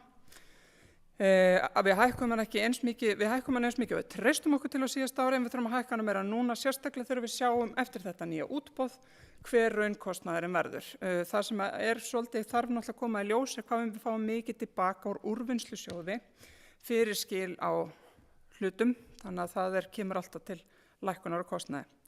Nú, varðandi samstarf okkar með Fjarðabyggð, það voru haldnir fundir og starfsmenn sveitarfélaganna 3 settust yfir þetta mál varðandi sorphirðuna og það var ekki talið æskilegt að fara þessa vegferð núna. Og það kemur bara til að því að við vorum komin í spreng með það að klára okkar mál í sorphirðunum. Við gátum ekki beðið mikið lengur. Við framlengdum samningi og fengum á okkur kærur fyrir það og fórum í þetta útboð og fáum á okkur kærur fyrir það. Þetta kæruvænn bransi, hér eru mikið kærur. En sökum þess að Fjarðabyggð þarf ekki að fara í útboð fyrir eftir 2 ár, þá var allavega ráðlegt að gera þetta svona. En ég ætla alls ekkert að slá þetta á borðinu eitthvað gerist í framtíðinni. Ég held að sé alveg rétt hjá Þresti að það bara mikil tækifæri í sorpinu og miklu meiri tækifæri heldur en við gerum okkur grein fyrir. Sama hvernig þau verða, þau líta sennilega alls konar út. Og ég held að það sé bara til mikils að vinna ná vinna sorpið og mögulega fleiri þætti af því sem að mun einhver tíma verða eitt stórt sameina sveitarfélag á Austurlandi. En svo að samanskapa ætla ég að segja að það að sameina sveitarfélag hefur kannski ekki alveg reynst heillavanlegt í öllu því sem mann langar að fá frá ríkisvaldinu, þannig að hvatinn til að sameina þarf líka þó bara að vera til staðar. Takk fyrir. Jónína Brynjarsdóttir hefur lokið máli sínu og Hildur Þórisdóttir hefur beðið orðið, gjörðu svo vel. Já, forseti og ágæti fundarmenn, mér langar bara að taka undir það sem að sveitarstjórnarfulltrúi Þröstur Jónsson kom inn á og við ræddum á fyrrnefndum fundi á Reyðarfirði á sín tíma. Það eru sorpbrennslustöðvar til að mynda í Finnlandi sem eru komnar í viðráðanlega stærð fyrir minni samfélög og það eitthvað sem að ég tel að sé mjög spennandi fyrir okkar sveitarfélag að skoða betur. Ég held að það sé mikill ávinningur sem geti fallist í því og bara langar að hvetja okkur hér bæði í sveitarstjórn og okkar embættismenn til þess að fara að kanna tækifærin sem að liggja í sorpbrennslum og þar að leiðandi skapa orku leið. Takk. Hildur Þórisdóttir hefur lokið máli sínu, fleiri sem vilja kveða sér ljós undir þessu leið. Svo ekki og ég fel forseta aftur stjórnfundarins. Takk fyrir. Nú, ef enginn kveður sér ljós þá tökum við tillöguna til afgreiðslu. Svo ekki og við tökum þá tillöguna til afgreiðslu. Þeir sem samþykkja tillöguna rétt upp hönd. Það samþykkt samhljóð og við erum þá komin í mál nr. 5. Aðalskipulagsbreyting Eiðar, frístundasvæði. Fyrir liggur bókun frá 125. fundi umhverfis- og framkvæmdaráðs dagsett 2. september 2024 varðandi skipulagstillögu breyting á aðalskipulagi Fljótsdalshéraðs 2008 til 2028 vegna frístundasvæðis við Eiða. Tillagan var auglýst í samræmi við 31. grein skipulagslaga nr. 123/2010 með athugasemdafresti til og með 2. ágúst 2024. Eftirfarandi tillaga liggur fyrir fundinum. Sveitarstjórn Múlaþings staðfesti fyrirliggjandi tillögu breytingu á aðalskipulagi Fljótsdalshéraðs 2008 til 2028 vegna frístundasvæðis við Eiða í samræmi við 32. grein skipulagslaga. Jafnframt samþykkir sveitarstjórn fyrirliggjandi drög að umsögnum athugasemdir sem bárust á auglýsingatíma tillögunnar og fylgur skipulagsfulltrúi að koma þeim á framfæri. Og ég ætla að mælendaskrá undir þessum lið einhver hyggst taka til máls. Á sveitarstjórnarfulltrúi Ásrún Mjöll Stefánsdóttir, gjörðu svo vel.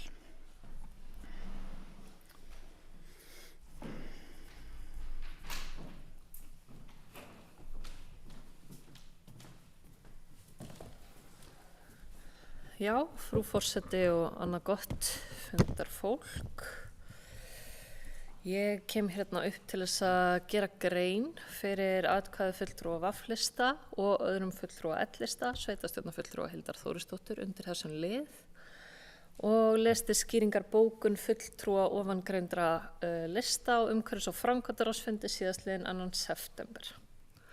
Hún svohljóðandi. Fulltrúar VAF og L-lista, AMS, AHB og ÞON leggja fram eftirfarandi bókun. Veigamiklar athugasemdir við skipulagstillöguna bárust meðal annars frá Land og skógi, Umhverfisstofnun og Náttúrufræðistofnun. Fram komu skýr gagnrýni á umhverfisáhrif sem að framkvæmdinni munu hljótast þar með talið rask á votlandi. Því samþykkjum við ekki skipulagstillöguna þó gerðar verði breytingar á henni í samræmi við meðfylgjandi minnisblað. Takk. Sveitarstjórnarfulltrúi Ásrún Mjöll Stefánsdóttir lokið máli sínu, fleiri sem vilja taka til máls undir þessum lið. Svo ekki þá tökum við tillöguna til afgreiðslu. Þeir sem samþykkja tillöguna rétt upp hönd. Það eru samþykkt með 7 atkvæðum. Þeir sem að sitja hjá, 1 sem situr hjá og þeir sem eru á móti, 3 á móti.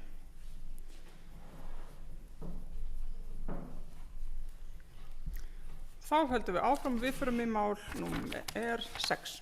Kosning fulltrúa í embætti stjórnir ráð og nefndir. Fyrir liggur erindi frá Öldu Marín Kristinsdóttur þar sem hún óskar eftir því að verða leyst frá störfum í heimastjórn Borgarfjarðar þar sem hún er að hefja störf hjá sveitarfélaginu sem fulltrúi sveitarstjóra á Borgarfirði. Eftirfarandi tillaga liggur fyrir fundinum. Sveitarstjórn Múlaþings samþykkir að verða við ósk Öldu Marínar Kristinsdóttur að verða leyst frá störfum í heimastjórn Borgarfjarðar. Í stað Öldu Marínar mun Ragna Óskarsdóttir taka sæti aðalfulltrúa í heimastjórn Borgarfjarðar og Jón Sigmar Sigmarsson mun taka sæti annars varafulltrúa í heimastjórninni. Ég ætla að mælendaskrifandi þessum liðu ykkur hyggst taka til máls. Sveitarstjórnarfulltrúi Þröstur Jónsson, gjörðu svo vel.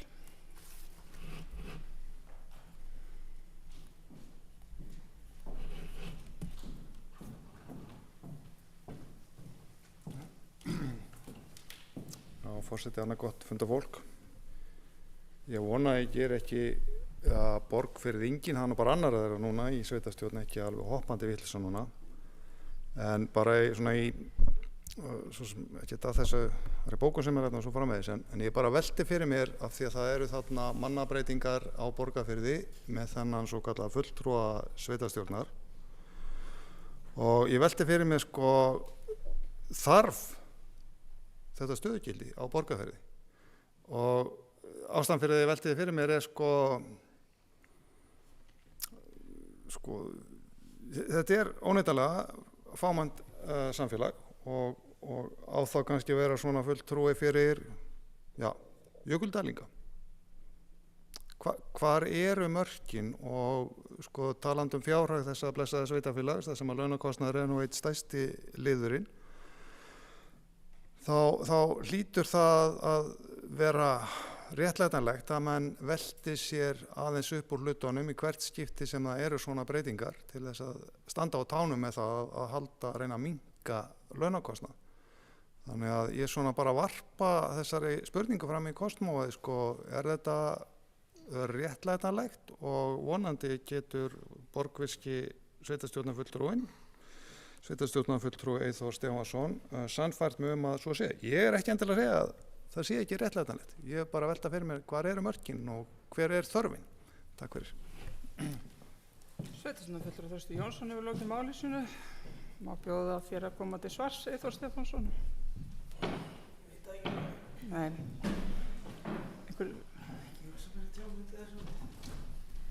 Þetta er allavega ekki nei, fyrst þú lappar hér upp. Frú forseti og annað fundafólk.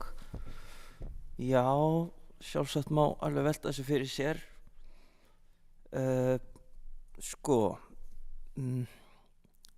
Finnst það samt bara eitt er að velta fyrir sér svona bara hvaða þjónustustigi sveitarfélagi vill halda á hverjum stað fyrir sig.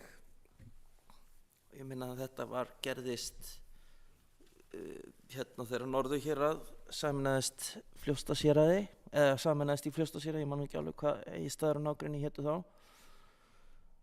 Þá var skrifstofa sveitarstjóra í Brúarási sem er þar ekki, sem var að þjónusta jökuldælinga, en bara svona í prinsippi þá er ég náttúrulega algjörlega ósammála því að það eigi að leggja þetta niður svo skömmu eftir sameiningu, því að á þess Borgarfjarðarhreppur treysti sér til þess að reka þjónustu þarna á svæðinu sem fórst í að hafa sveitarstjóra eðlilega og ef að menn komast að því, ég mun náttúrulega aldrei komast að þeirri niðurstöðu, en komast menn að þeirri niðurstöðu sem hafa með það að segja að þetta sé of fámennt til þess að þetta eigi að vera, þá finnst mér bara of skammt liðið frá sameiningu, því að það er búið að leggja niður skólastjórastöðuna sem var og það er búið að leggja niður sveitarstjórastöðuna, þannig að frá sameiningu eru 2 launahæstu stöðugildin á Borgarfirði aflögð, þannig að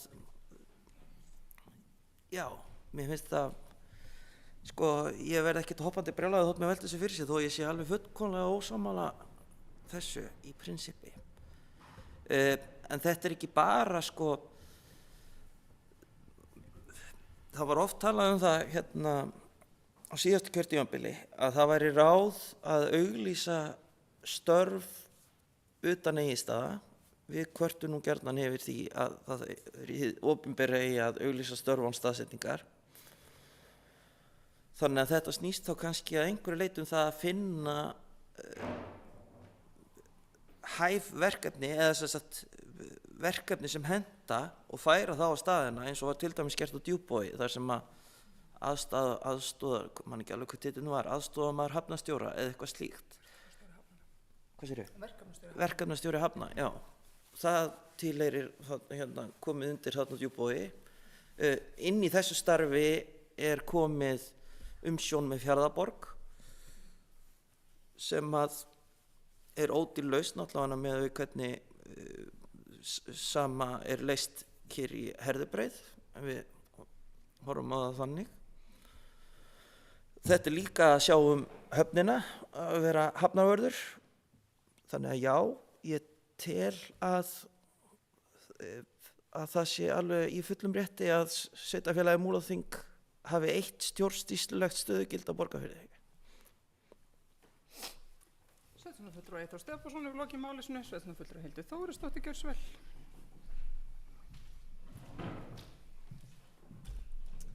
Forseti og ágæti fundarmenn. Það ekkert mjög langt síðan að verkefnið Brothættar byggðir var í gangi á Borgarfirði. Því verkefni hvergi nærri lokið þó að mjög góður árangur hafi náðst. Þannig ég tek undir það sem að Eyþór Stefánsson kom hér inn á að þarna mörg brýn verkefni sem að mikilvægt að hafa starfsmann í og við þurfum líka að passa upp á að gæta einhvers konar jafnvægis á milli stöðugilda í öllum kjörnum sveitarfélagsins. Þetta hluta því. Takk. Sveitarstjórnarfulltrúi Hildur Þórisdóttir hefur lokið máli sínu. Eru fleiri sem vilja taka til máls undir þessum lið? Ef svo ekki, þá tek ég tillöguna til afgreiðslu. Þeir sem samþykkja tillöguna réttu upp hönd. Það samþykkt samhljóða. Við erum þá komin í lið númer 7, reglur sérstakan húsnæðisstuðning. Fyrir liggur bókun frá fundi fjölskylduráðs dagsett 27. ágúst 2024 varðandi reglur sérstakan húsnæðisstuðning. Eftirfarandi tillaga liggur fyrir fundinum. Sveitarstjórn Múlaþings staðfestir uppfærðar reglur sérstakan húsnæðisstuðning hjá Múlaþingi sem voru samþykktar á fundi fjölskylduráðs dagsett 27. ágúst 2024. Félagsmálastjóra falið að sjá til þess að uppfærðar reglur verði virkjaðar. Og ég ætla að opna mælendaskráandi þessum lið ef einhver hyggst taka til máls. Ef svo ekki, þá tek ég tillöguna til afgreiðslu. Þeir sem samþykkja tillöguna réttu upp hönd. Það þá samþykkt samhljóða. Við erum þá komin í liði fundagerðir. Það eru umtalsvert margar fundagerðir sem að liggja hér fyrir sökum þess að síðasti sveitarstjórnarfundur var í júní. Við erum hér með 7 fundagerðir heimastjórna og við tökum þær saman undir sama lið til umfjöllunar. Þá erum við að tala lið númer 8, heimastjórn Borgarfjarðar fundagerð númer 49, lið númer 9 fundarins, heimastjórn Borgarfjarðar fundagerð númer 50, lið númer 10, heimastjórn Djúpavogs fundagerð númer 51, liður 11, heimastjórn Djúpavogs fundagerð númer 52, liður 12, fundagerð heimastjórnar Fljótsdalshéraðs númer 49, liður 13, heimastjórn Fljótsdalshéraðs fundagerð númer 50 og að lokum liður 14, heimastjórn Seyðisfjarðar fundagerð númer 48. Ég opna mælendarskrá undir þessum liðum. Ef einhverjir hyggjast taka til máls. Ef ekki, þá teljast þessar fundagerðir lagðar fram til kynningar. Og svo virðist ekki vera. Við höldum það áfram og næst tökum við fyrir fundagerðir byggðaráðs, Múlaþings. Við erum að tala lið 15, 16, 17, 18, 19, 20, 21 og 22. Hér að ræða fundagerðir byggðaráðs Múlaþings númer 120. 121, 122, 123, 124, 125, 126 og 127. Og ég ætla að opna mælendarskrá undir þessum liðum. Einhverjir hyggjast taka til máls. Sveitarstjórnarfulltrúi Pétur Heimisson, gjörðu svo vel. Minna fundamenn á að taka fram bæði í hvaða fundagerð þeir eru að vísa til og númerið inn í fundagerðinni. Frú forseti, gott fundafólk. Ég hér komið vegna 120. fundar byggðaráðs. Og það dagskrárliður númer 14. Drög að flokkun 5 virkjunarkosta.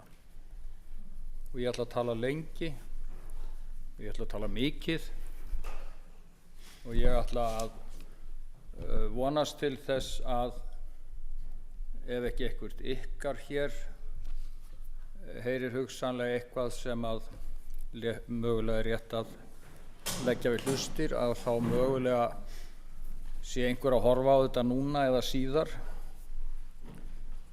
gildi slíkt hið sama þá.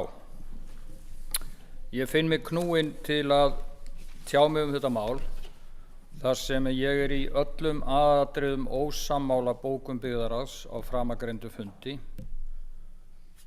en hún var svohljóðandi: Hamarsvirkjun mun hafa mjög jákvæð áhrif á orkuöryggi og bæta aðgengi að orku á Austurlandi, auk þess að fyrirsjáanlegt er að jákvæð áhrif verður að ræða á atvinnulíf á svæðinu á framkvæmdan tíma sem og til framtíðar. Einnig mun Hamarsvirkjun hafa þau áhrif að aðgengi á hálendi verður bætt, sem bæði nýtast sauðfjárbændum, ferðaþjónustu, hreindýraveiðum og til útivistar. Varðandi möguleg neikvæð áhrif á samheldni í samfélaginu, samanber mat faghóps 3 á samfélagslegum áhrifum, er það ekki sú tilfinning sem fulltrúar í byggðarráði Múlaþings hafa fengið eftir samskipti við framkvæmdaaðila og íbúa í nærsamfélagi virkjunarinnar. Byggðarráð Múlaþings leggst gegn því að Hamarsvirkjun verði flokkuð í verndarflokk. Tilvitnun lýkur. Þetta var samþykkt með 3 atkvæðum, 1 sat hjá og fulltrúi V-lista Ásrún var á móti. Ég sagðist vera í grundvallaratriðum ósammála framangreindri bókun, en af því að það þykir í dag ekki fínt að vera á móti, þá er ég með náttúrunni sem ræðir þarna og tala út frá því. Skoðanir mínar í þessu máli byggi ekki síst á því að ég hef markvisst lagt mig fram að kynna mér þá hagsmuni sem í húfi eru þegar að því kemur að taka ákvörðun að virkja eða virkja ekki Hamarsána. Ég hef lesið mig til náttúruáætlað virkjunarvettvangs og aðlægra svæða. Ég hef farið í kynnisferð og gengið í nágrenni áætlaðrar virkjunar og kynnst hluta sjónarmiða hagsmunaaðila sem þegar nýta sér svæði til framfærslu. Allt hefur þetta styrkt mjög þá skoðun sem ég vissulega hafði fyrir að umræddu svæði skuli ekki fórna vegna Hamarsvirkjunar, að það sé betra villt en virkjað. Nú ætla ég að fara yfir mín helstu rök og ég minni fundamenn, ég áminni þá ekki, ég minni þá á að þetta er löngræða og málið heldur áfram. 1. Með lögum skal land vernda. Fullyrðingin með lögum skal land vernda á sér ríka stoð í íslenskum lögum, ekki síður en sú sem þekktar er og segir að með lögum skuli land byggja. Anda og inntak náttúruverndarlaga finnst mér ekki hægt að skilja á annan veg en þann að miðað við fyrirliggjandi stöðu í orkumálum Íslands og gögn frá þeim sem vilja virkja, þá sé í dag ekkert sem réttlæti að byggja þessa virkjun. Það er ekki orkuskortur á Íslandi. Það er hægt að draga úr núverandi orkunotkun með því að minnka orkusóun, meðal annars með eflingu orkuflutningakerfisins, og ekki liggur fyrir til hvers á að nýta orku frá áætlaðri Hamarsvirkjun. Upphafsorð laga, varðandi þetta síðasta að það liggi ekki fyrir, þá kem ég nánar að því síðar. Upphafsorð laga náttúruvernd eru eftirfarandi. Markmið laga þessara er að vernda til framtíðar fjölbreytni íslenskrar náttúru, þar á meðal líffræðilega og jarðfræðilega fjölbreytni og fjölbreytni landslagsins. Þau eiga að tryggja eftir föngum þróun íslenskrar náttúru á eigin forsendum og verndun þess sem þar er sérstakt eða sögulegt og einnig stuðla að endurheimt raskara vistkerfa og auknu þoli íslenskra vistkerfa gegn náttúruhamförum og hnattrænum umhverfisbreytingum. Með vísan í framangreinda tilvitnun getur engum dulist sá tilgangur laganna að vernda íslenska náttúru og það á hennar eigin forsendum. 2. Áformuð Hamarsvirkjun ógnar ómetanlegri náttúru sem takmarkað er til af. Svæðið sem ræðir er umtalsverður hluti þeirrar villtu náttúru á hálendi Austurlands sem hinn risavaxna Kárahnjúkavirkjun skildi eftir óskaddaða. Það eitt og sér eru sterk rök fyrir því að raska þessu svæði ekki. Að því sögðu þá eru land og líf og náttúrufræðilegir eiginleikar þess svæðis sem með Hamarsvirkjun verður raskað eða beinlínis tortímt þess eðlis að orkuframleiðsla virkjunarinnar verður hvorki hægt að kalla græna né sjálfbæra. Númer 3, lítil umferð mannskepnunar, andstætt því sem í bókuninni frá byggðaráði, þá fullyrði ég að lítil umferð mannskepnunar svæðið mæli gegn því að raska því. Gjarnan talað að varðveita tiltekin landsvæði fyrir komandi kynslóðir. Í því felst mögulega tvíþættur misskilningur. Að maður og náttúra séu tvennt og að náttúran sé til fyrir mannin. Maðurinn á ekki náttúruna og hún ekki til fyrir hann umfram annað líf. Viðkvæman vef lífsins spinna margir og ekki síst smáar og örsmáar lífverur sem við gjarnan köllum óæðri. Maðurinn eins og aðra lífverur hluti þessa flókna vefs en leið ábyrgur fyrir mestum skemmdum á honum og því í raun veikasti hlekkurinn í keðju alls jarðlífsins. Það ætti að vera okkur hvati til að láta náttúruna ávallt njóta bæði vísindalegs vafa og vissu sem í dag ekki. Því til staðfestingar lengist stöðugt listinn yfir útdauðar lífverur af mannavöldum. Jörðin sameiginlegt heimili alls lífs sem á henni lifir og maðurinn bara einn margra fjölskyldumeðlima. Á því svæði sem Hamarsvirkjun mun raska ef af henni verður, lifir fjöldinn allur af smáum lífverum sem eiga sinn sjálfstæða rétt til að halda því áfram og ekki síst þar sem menn hafa ekki mikið leitað inn á þetta svæði en eru þó velkomnir fari þeir með friði. Að þessum friði kem ég síðar. Á þessu svæði veiðisvæði að mér skilst númer 7 fyrir hreindýraveiðar. Það mjög torsótt nema með löngum göngum og afleiðingin sú að þar ekki mikið veitt enda nenna mjög margir hreindýraveiðimenn ekki að nota 2 jafnfljóta, heldur 4 til 6 rúllandi og afleiðingin sú að þarna ekki mikið veitt og fyrir vikið þarna stórt og mikilvægt friðland hreindýra. Virkjunin því mögulega, ég segi mögulega, bein ógn við hreindýrin. Sú klunnalega vegagerð sem svona virkjun fylgir veldur ein og sér stórkostlegu raski á viðkvæmri og einstakri náttúru. Þegar þeim rökum sem stundum heyrast að með slíkri vegagerð batni aðgengi að náttúru, þá algjörlega horft fram hjá því að með slíkum vegum og virkjun hverfur umtalsverður hluti upphaflegra náttúru. Þá heyrist það líka og ugglaust satt að hluta til að ferðamenn hafi gaman að því að skoða risamannvirki eins og virkjanir. Hamarsvirkjun verður einmitt framandi risi í náttúrusvæðisins en það getur aldrei réttlætt þær náttúrufórnir sem til þarf. 4, og nú ég búinn með meira en helming punktana. 4. Hamarsvirkjun getur ógnað afkomu lítilla og meðalstóra ferðaþjónustuaðila. Á síðastliðnum nokkrum árum hefur ferðamennska aðlægt áformuðu virkjunarsvæði vaxið talsvert. Sú ferðamennska borin uppi af litlum fyrirtækjum, gjarnan í eigu einstaklinga eða fjölskyldu og einkennist samkvæmt mínum skilningi af því að farið með friði þessa viðkvæmu náttúru. Eknir seinfarnir vegir og vegaslóðar sem eftir sem áður nýtast líka bændum við fjársmölum og hreindýraleiðsögumönnum og veiðimönnum. Þeir ferðamenn sem ræðir gjarnan af skemmtiferðaskipum og kaupa þessar ferðir til þess að upplifa þá einstöku, ósnortnu og stórbrotnu náttúru sem svæðið hefur upp á að bjóða. Þeim eftirsóknarverðu gæðum verður spillt með því að byggja Hamarsvirkjun. Hún því bein ógn við afkomu fólks á strjálbýlu landsvæði, afkomu sem það hefur náð að byggja upp án þess að raska viðkvæmri náttúru, heldur fer hana með friði og á hennar forsendum eins og lög bjóða. Sum þessara litlu fyrirtækja hafa umtalsverða tekjur af þessu, tekjur sem eru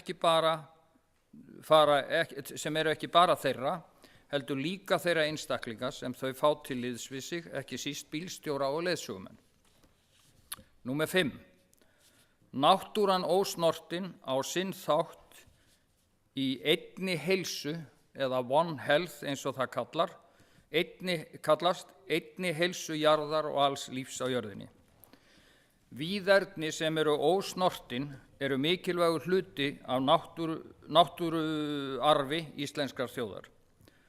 Þau eru æ sjaldgæfari og slíka skika því mikilvægt að varðveita sé þess nokkur kostur. Þessi víðerni með öllu, bæði dauðu og lifandi sem þar eiga sinn þátt í svo mörgu sem varðar heilbrigði þess lífs sem þar lifir. Auk þess vex þeirri skoðun fylgi að aðgangur að ósnortinni náttúru og meðal annars víðernum skipti máli í viðhaldi og endurheimt mannlegrar heilsu.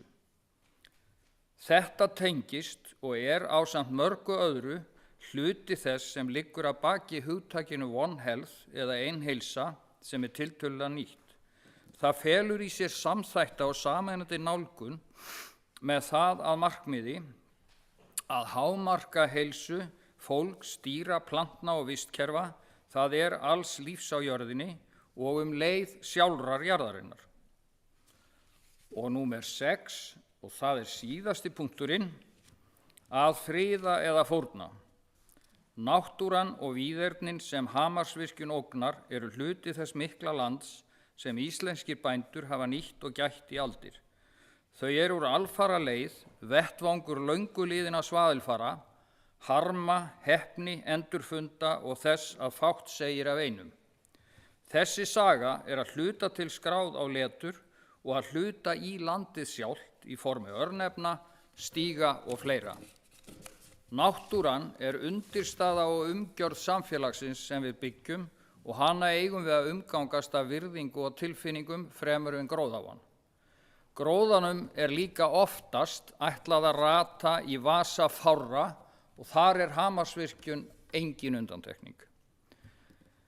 Nokkuð sem sýnist augljóst í tilviki Hamarsvirkjunar.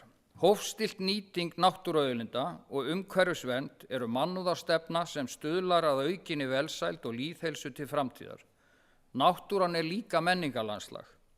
Hún ekki bara leiktjald sögunar, heldur hluti af menningarsögu okkar, að fara vel með náttúru og auðlindir, hennar jafngildir því að hlúa að menningu okkar og sögu. Og loks örfá lokaorð. Ég hef að framan gert grein fyrir skoðun minni. Það hef ég vissulega gert í löngu máli, enda fjallar þetta líf eða dauða. Þann óafturkræfa gjörning sem í þessari virkjun felst ef afverður gagnvart umtalsverðum hluta þeirra víðerna sem hálendi Austurlands enn á. Andstætt því sem fram kemur í bókum byggðarráðs að virkjunin muni ekki hafa neikvæð áhrif á samheldni í samfélaginu, þá tel ég að með Hamarsvirkjun verði rekin risastór samfélagslegur fleygur í samfélagið Austurland. Að ráðast í þessa stóru virkjun til þess eins í raun að styðja við og halda uppi þeirri vindorkufæðingu sem Fljótsdalshreppur vill ráðast í, til þess aftur að gera drauma Fjarðabyggðar að framleiða rafeldsneyti að mínu mati algjörlega galin hugmynd. Byggð á skammsýni og gamaldags útþenslustefnu mannlegra framkvæmda á kostnað svo margs annars. Vegna náttúruverndarmáls eins og þessa og í ljósi tilrauna meirihluta í Múlaþingi til að gera það náttúruverndarfólk sem beitir sér raunverulega fyrir hönd náttúrunnar, tortryggilegt og væna það vanhæfi, þá ákvað ég að ganga úr stjórn félags lækna gegn umhverfisvá, félags sem ég átti mjög stóran þátt í að var stofnað. Það gerði ég til þess að vera ekki tunguskorinn á framangreindan stjórnsýslulegan hátt. Að setja Hamarsvirkjun í verndarflokk að taka hagsmuni náttúru Íslands og leið íslensku þjóðarinnar til lengri tíma fram yfir skammtíma hagsmuni fárra. Ákvörðunin verndarflokk nær líka langt út fyrir Ísland og íslenska hagsmuni, þar sem svo stór hluti ósnortinna víðerna í Evrópu eru einmitt hér á landi. Með þessari ákvörðun því verið að velja meiri hagsmuni fyrir minni og standa undir því að með lögum skal land vernda, og við eigum náttúruverndarlög sem ég vitnaði í áðan. Svo ítreka ég það sem ég sagði í byrjun. Ég vona að þið hafi heyrt eitthvað athyglisvert í þessu mínu langa máli og að þið, bæði nær í þessum sal og fjær sem hugsanlega horfið á, íhugið aðeins þessa sýn á málið. Meira bið ég ekki og þakklátur fyrir að fengi svo gott hljóð sem raun ber vitni. Takk fyrir. Sveitarstjórnarfulltrúi Pétur Heimisson á lokin málasinu, sveitarstjórnarfulltrúi Ásrún Vill Stefánsdóttir óskar eftir að taka til máls, gjörðu svo vel.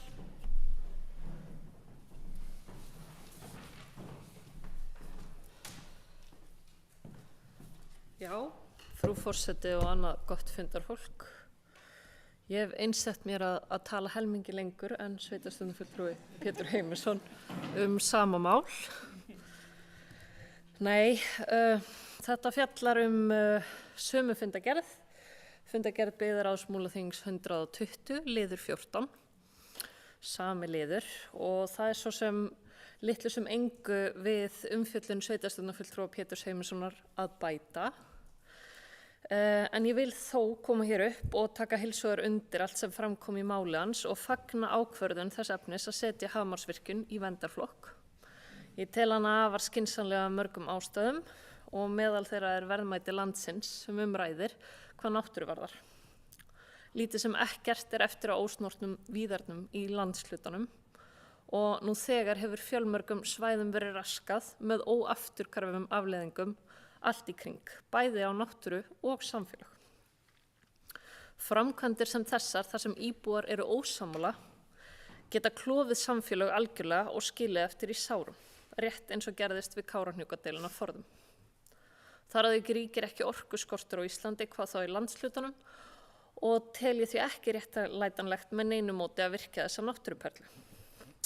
Mér finnst því bókun byggðarráðs og umsögn Múlaþings byggð á henni í samráðsgátt afar slæm og ég harma bæði.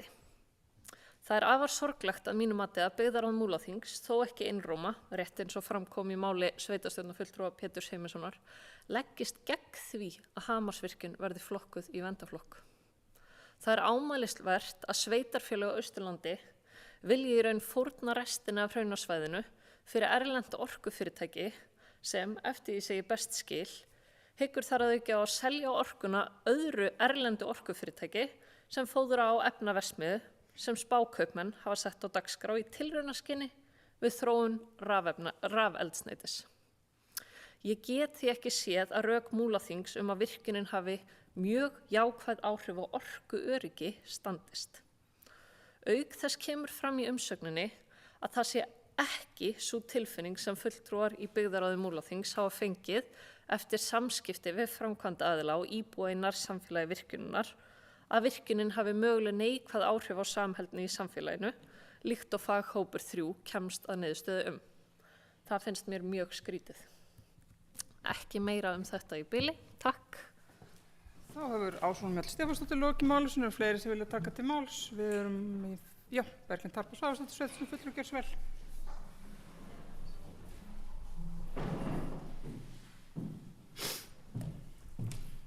Forseti, góði fundamenn. Það orðið dálítið síðan og vorum þennan lið, en það bara fínt að fá umræðu þetta og það bara þannig í pólitíkinni að það misjafnt í hvað flokk við erum og hvað áherslu við setjum á oddinn, og það einmitt málið að hér lýðræði og við erum fylgin okkur í okkar stefnu og það gerir þið hér, en ég bara ykkur algjörlega fullkomlega ósammála og stend bara með okkar bókun og réttur það er auðvitað réttur til að bóka líka sér bókun og hann var nýttur og það náttúrulega bara að gera. Ég tók nú ekki niður alla punktana sem að sveitarstjórnarfulltrúi Pétur Heimisson fór nú yfir áðan, en það er rétt að varðandi orkuöryggi, að orkuöryggi skiptur gríðarlegu máli. Við erum náttúrulega með já, eins og að kalla áðan hérna þessi risavaxna framkvæmd Kárahnjúkar, já, það var mikill mótbyr hjá ákveðnum hópi þegar þær framkvæmdir fóru af stað, en ég þakka bara verulega fyrir þá frá framkvæmd og það sem skiptir máli núna að það verði að reyna að tryggja orku frá Kárahnjúkum og hér víðar, að því að orkuöryggi, þetta eru bara mikilvægir innviðir í dag. Og varðandi, já, oft hugsa maður hvað eins og hér verið að tala bara landvernd, við að passa landið okkar, en það ekki hægt að slíta þetta frá já, eins og umhverfisvernd og umhverfismálum. Mér finnst bara mjög umhverfisvænt að framleiða græna orku. Við höfum séð það að við erum gríðarlega háð orku í einu og öllu. Þú veist, ef orkan fer þá bara komast við ekki inn í búð, við getum ekki greitt, atvinnun okkar þarna og við sjáum eins og varðandi atvinnulífi. Hér vorum við að tala mikilvæga innviði sem að við viljum að sé fjárfest í, að því að við erum með rökin líka sem greiningu á efnahagsumsviðum svæðisins, að það á stórum hluta sjávarútvegurinn, álframleiðslan, og þar skiptir bara orkan sköpum. Þar sjáum við líka eins og varðandi sjávarútveginn að vegna orkuskorts þá þurftu að fara í olíubrennslu og það ekki mjög umhverfisvænt og þessi fyrirtæki eru búin að fjárfesta í miklum fjármunum í það að verða umhverfisvæn og nýta græna orku. Varðandi, skal ég segja ykkur, með Hamarsvirkjun, að setja hann í vernd byggt á þessum rökum, og þá ég algjörlega ósammála því. Þetta voru 3 faghópar og þetta verkefni kom einna best út hjá 2 faghópum, en einn þeirra fann í rauninni verkefninu allt til foráttu og þar kom fram að Hamarsvirkjun myndi rýra mikið verðmæti svæðisins, en þar virtist skauta líka fram hjá því að á þessu svæði hraunveita Kárahnjúkavirkjunar og Ódauðavötn sem miðlunarlón Grímsárvirkjunar. Og varðandi bara án sem ég fara í hvert einasta að svara þessu, en það bara að gera fólk tjáu sig hér, en varðandi líka að hún sé umdeild í nærsamfélaginu, þá var það var skrítið að þetta var í rauninni eina virkjunin, verkefni sem að teki fram og talað það. Það var ekkert talað það hvort það var umdeilt eða ekki í hinum virkjununum. Þannig að og við erum ekki sammála, alls ekki sammála því. En auðvitað eins og ég kom að í byrjun að pólitíkin þannig að við höfum mismunandi sýn og þeir sem eru með ykkar sýn og þeir með þá sýn og geta verið fylgni sér, en ég ekki sammála því að það sé meirihluti, það sé algjör minnihluti og ég tel að það sé gríðarlega mikilvægt að tryggja orku öryggi hér á svæðinu, alveg svo mér finnst gríðarlega mikilvægt líka að tryggja samgöngu innviði og tengja allt Austurland saman. Takk. Sveitarstjórnarfulltrúi Berglind Harpa Svavarsdóttir í lokin málsins, sveitarstjórnarfulltrúi Pétur Heimisson óskar eftir að taka til máls.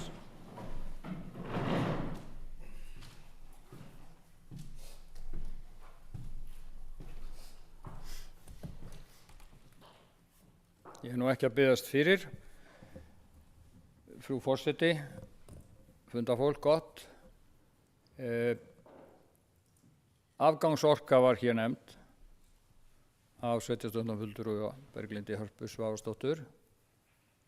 Ein aðalskýringin á henni auðvitað að þau fátækufyrirtæki sem reiða sig á hana, þau hafa annaðhvort ekki ráð á eða tíma ekki að kaupa orku sem til boða, vissulega á hærra verði. Varðandi það að algjör minnihluti sé á móti þessu, ég sagði nú ekki reyndar að minnsta kosti að það væri örugglega meiri hluti á móti Hamarsvirkjun, en það sem við Berglind Harpa tilheyrum nú bæði miklum minnihlutaflokkum samkvæmt skoðanakönnunum í dag, þá ættum við ekki að gera lítið úr minnihlutanum.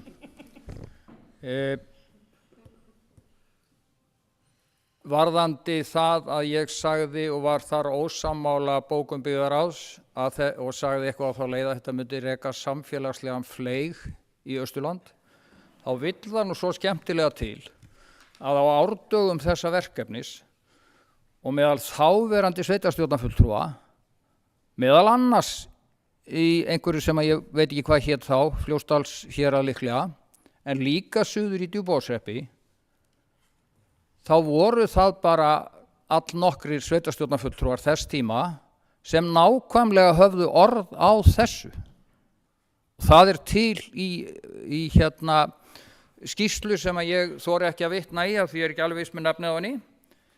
Þannig að þetta ekki bara gripið úr lausu lofti og ég þori ekkert að segja hin verkefnin 4 sem í þessari umfjöllun rammans voru, en það að það talað hættuna af neikvæðum samfélagslegum áhrifum. Við getum haft skoðun á því til eða frá hvort að það eigi að virkja eða ekki, en við skulum fara varlega í það að gera að engu skoðun svona hópa sem að ég ætla bara að treysta því að jafnt með Hamarsvirkjun og hina 4 valkostina hafi skoðað gögn málsins. Með því reikna ég.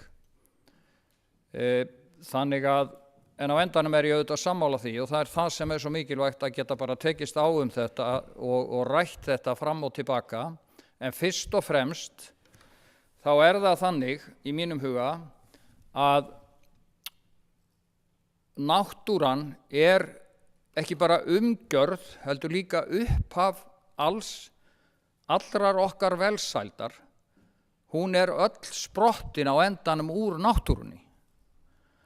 Og hafi ég ekki misskilið Berglindi Hörpu Svavarsdóttur sveitarstjórnarfulltrúa hérna áðan, þá íjáði hún að því að þarna væru þegar framkvæmdir á hraunum, það rétt, en akkúrat þessi nálgun að vegna þess að einhverjar framkvæmdir og mannleg spor eru aðlægt og nærri svona svæði og að nálgast það þá þannig að þar með megi raska því ennþá meira, því ég í grundvallaratriðum ósammála og tel mjög mikilvægt að við einhvers staðar stoppum og það enn og aftur hvort sem menn aðhyllast loftslagsvána eða ekki, þá það allavega þannig að náttúran sem við búum í, hún ekki óþrjótandi auðlind og hún leið heimili og afkomustaður margra annarra lífvera en við erum og í mínum huga alveg óumdeilt að með því að ráðast í þetta risavaxnu framkvæmd, því að hún risavaxin þó hún sé ekki jafn gigantísku risi og Kárahnjúkavirkjun að þá hún risavaxin og langstærsta vatnsaflsvirkjun sem að mér skilst á kunnáttumönnum að hægt sé að ráðast í á Austurlandi umfram þessi þegar orðið.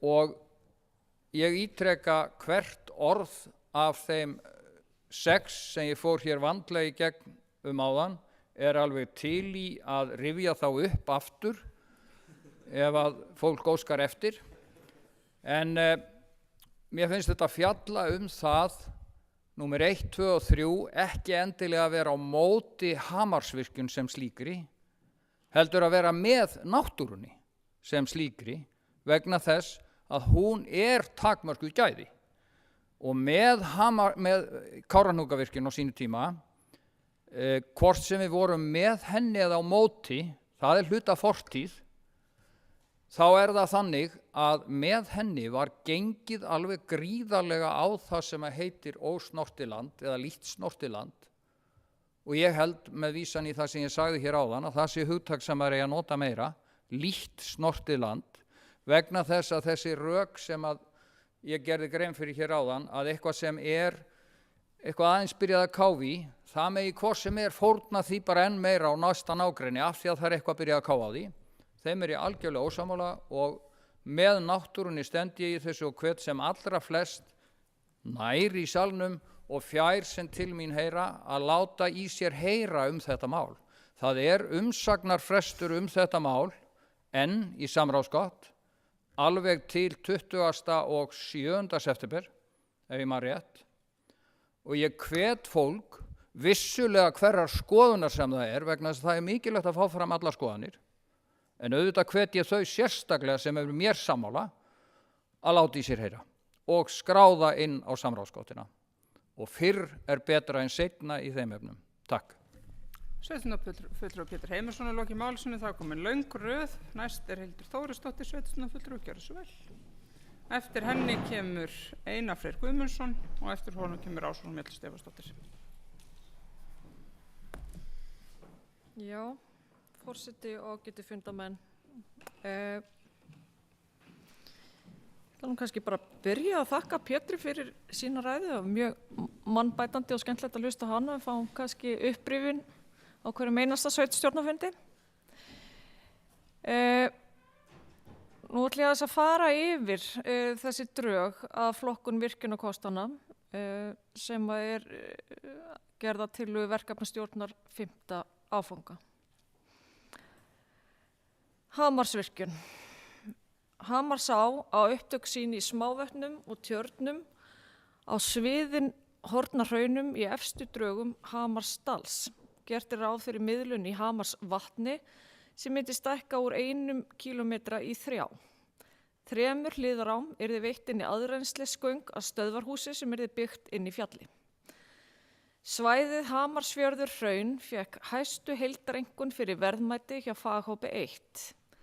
Einkunnir viðfanga fyrir verðmæti voru á bilinu 5,8 lífverur til 17,2 fyrir landslag og víðerni. Hæsta mögulega einkunn 20.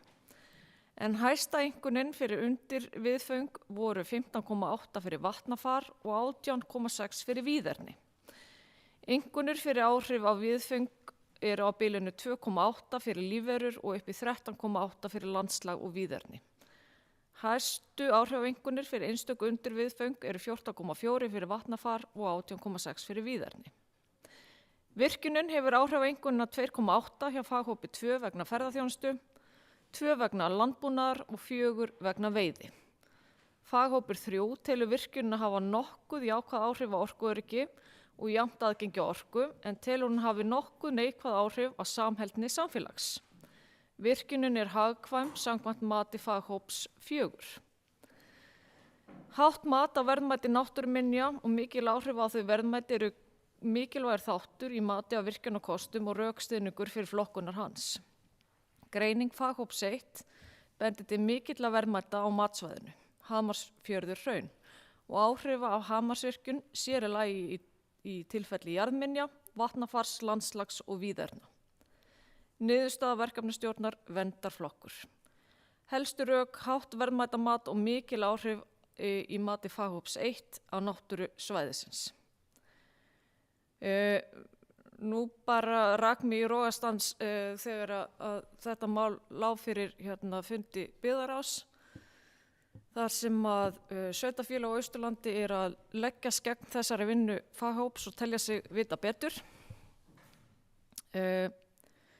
Ég þarf svo sem ekkert að bæta í neitt af því sem að Pétur Heimisson kom hér inn á áðan. Náttúran okkar verðmætasta auðlind og við höfum raskað gríðarlega stóru landsvæði hér á Austurlandi nú þegar. Og svo kannski ekki síst vert að minnast á það að það verið að heyja mjög harða baráttu núna við stjórnvöld vegna þess að sveitarfélög á landsbyggðinni njóta ekki sammælis. Þar fer Haraldur Þór Jónsson fremstur í flokki, en lagaramminn og umgjörð orkumannvirkja hefur verið á þá leið að ávinningurinn skila sér bara til þeirra sem nota orkuna. Íbúar í nærumhverfi orkumannvirkja bera ekki efnahagslegan ávinning af starfseminni og sitja í sömu tilfellum uppi með beint fjárhagslegt tjón. Orkan verður til að langstærstum hluta á landsbyggðinni, en allur efnahagslegur ábati skilar sér þar sem orkan notuð. Á sama tíma þurfa íbúar í dreifbýlinu að greiða hærra verð fyrir rafmagnið sem verður til í þeirra eigin bakgarði. Ég held við ættum bara að byrja á réttum stað og standa með Haraldi og hans félögum í þessari baráttu að sveitarfélög á landsbyggðinni þar sem orka verður til njóti samvælis og við fáum kannski einhverja tekjur af þeim orkumannvirkjum sem við höfum nú þegar. Takk fyrir. Sveitarstjórnarfulltrúi Hildur Þórisdóttir í loki máli sinu. Næstur í pontu Einar Freyr Guðmundsson, sveitarstjórnarfulltrúi, gjörðu svo vel.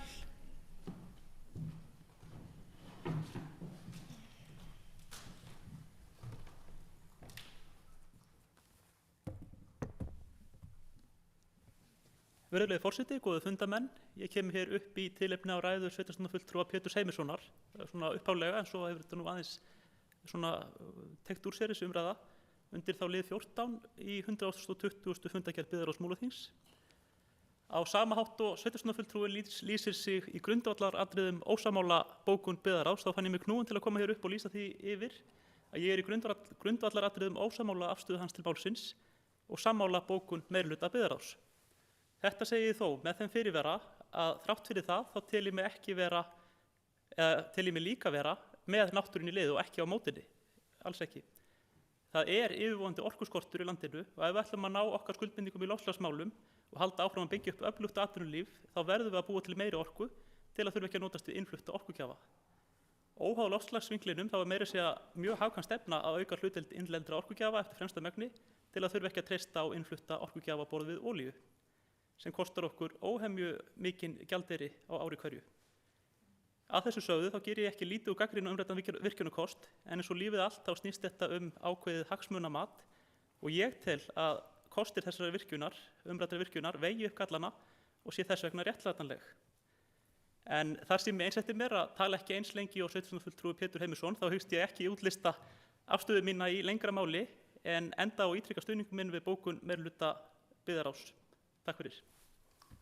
Sveitarstjórnarfulltrúi Einar Freyr Guðmundsson í loki máli sinu. Sveitarstjórnarfulltrúi Ásrún Hildur Stefánsdóttir óskar eftir að taka til máls, gjörðu svo vel.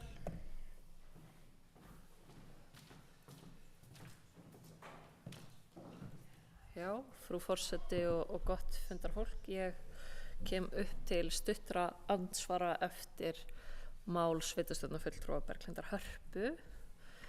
En þar gætir mögulega einhvers misskilnings, hvort sem sá misskilningur liggur hjá mér á máli sveitarstjórnarfulltrúa Berglindar eða hjá Berglindi með störf og niðurstöðu faghópanna sem voru 4. Faghópur 3 komst vissulega að þeirri niðurstöðu að þeim virkjunum sem teknar voru fyrir hafði Hamarsvirkjun mest mögulega neikvæð áhrif á samfélagið í kring. En faghópurinn tók fyrir sömu þætti vegna hinna virkjanakostana, rétt eins og hann gerði með Hamarsvirkjun.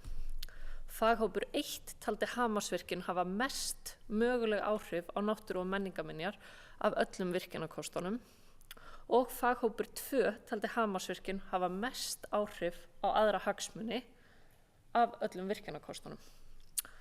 Faghópur 4 skoraði hins vegar Hamarsvirkjun 4 stig af þessum 5 stiga kvarða sem þá mesta hagkvæmni og eða arðsemi.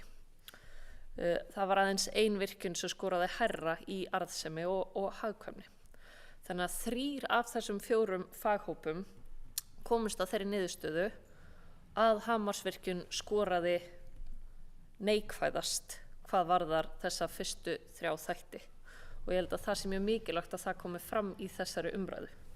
Að þessi niðurstaða nefndarinnar í þessum virkjanakostunum byggir ekki bara á niðurstöðu faghóps 3, heldur þetta 3 af 4 faghópum sem komast að þessari niðurstöðu varðandi fyrirhugaða Hamarsvirkjun.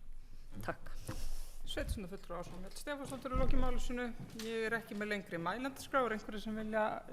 Já, sveitarstjórnarfulltrúi Trausti Jónsson og eftir honum kemur Eyþór Stefánsson.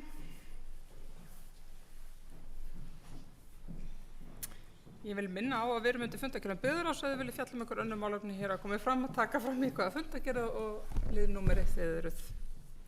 Forseti, annað gott fundarfólk, það er sami liður.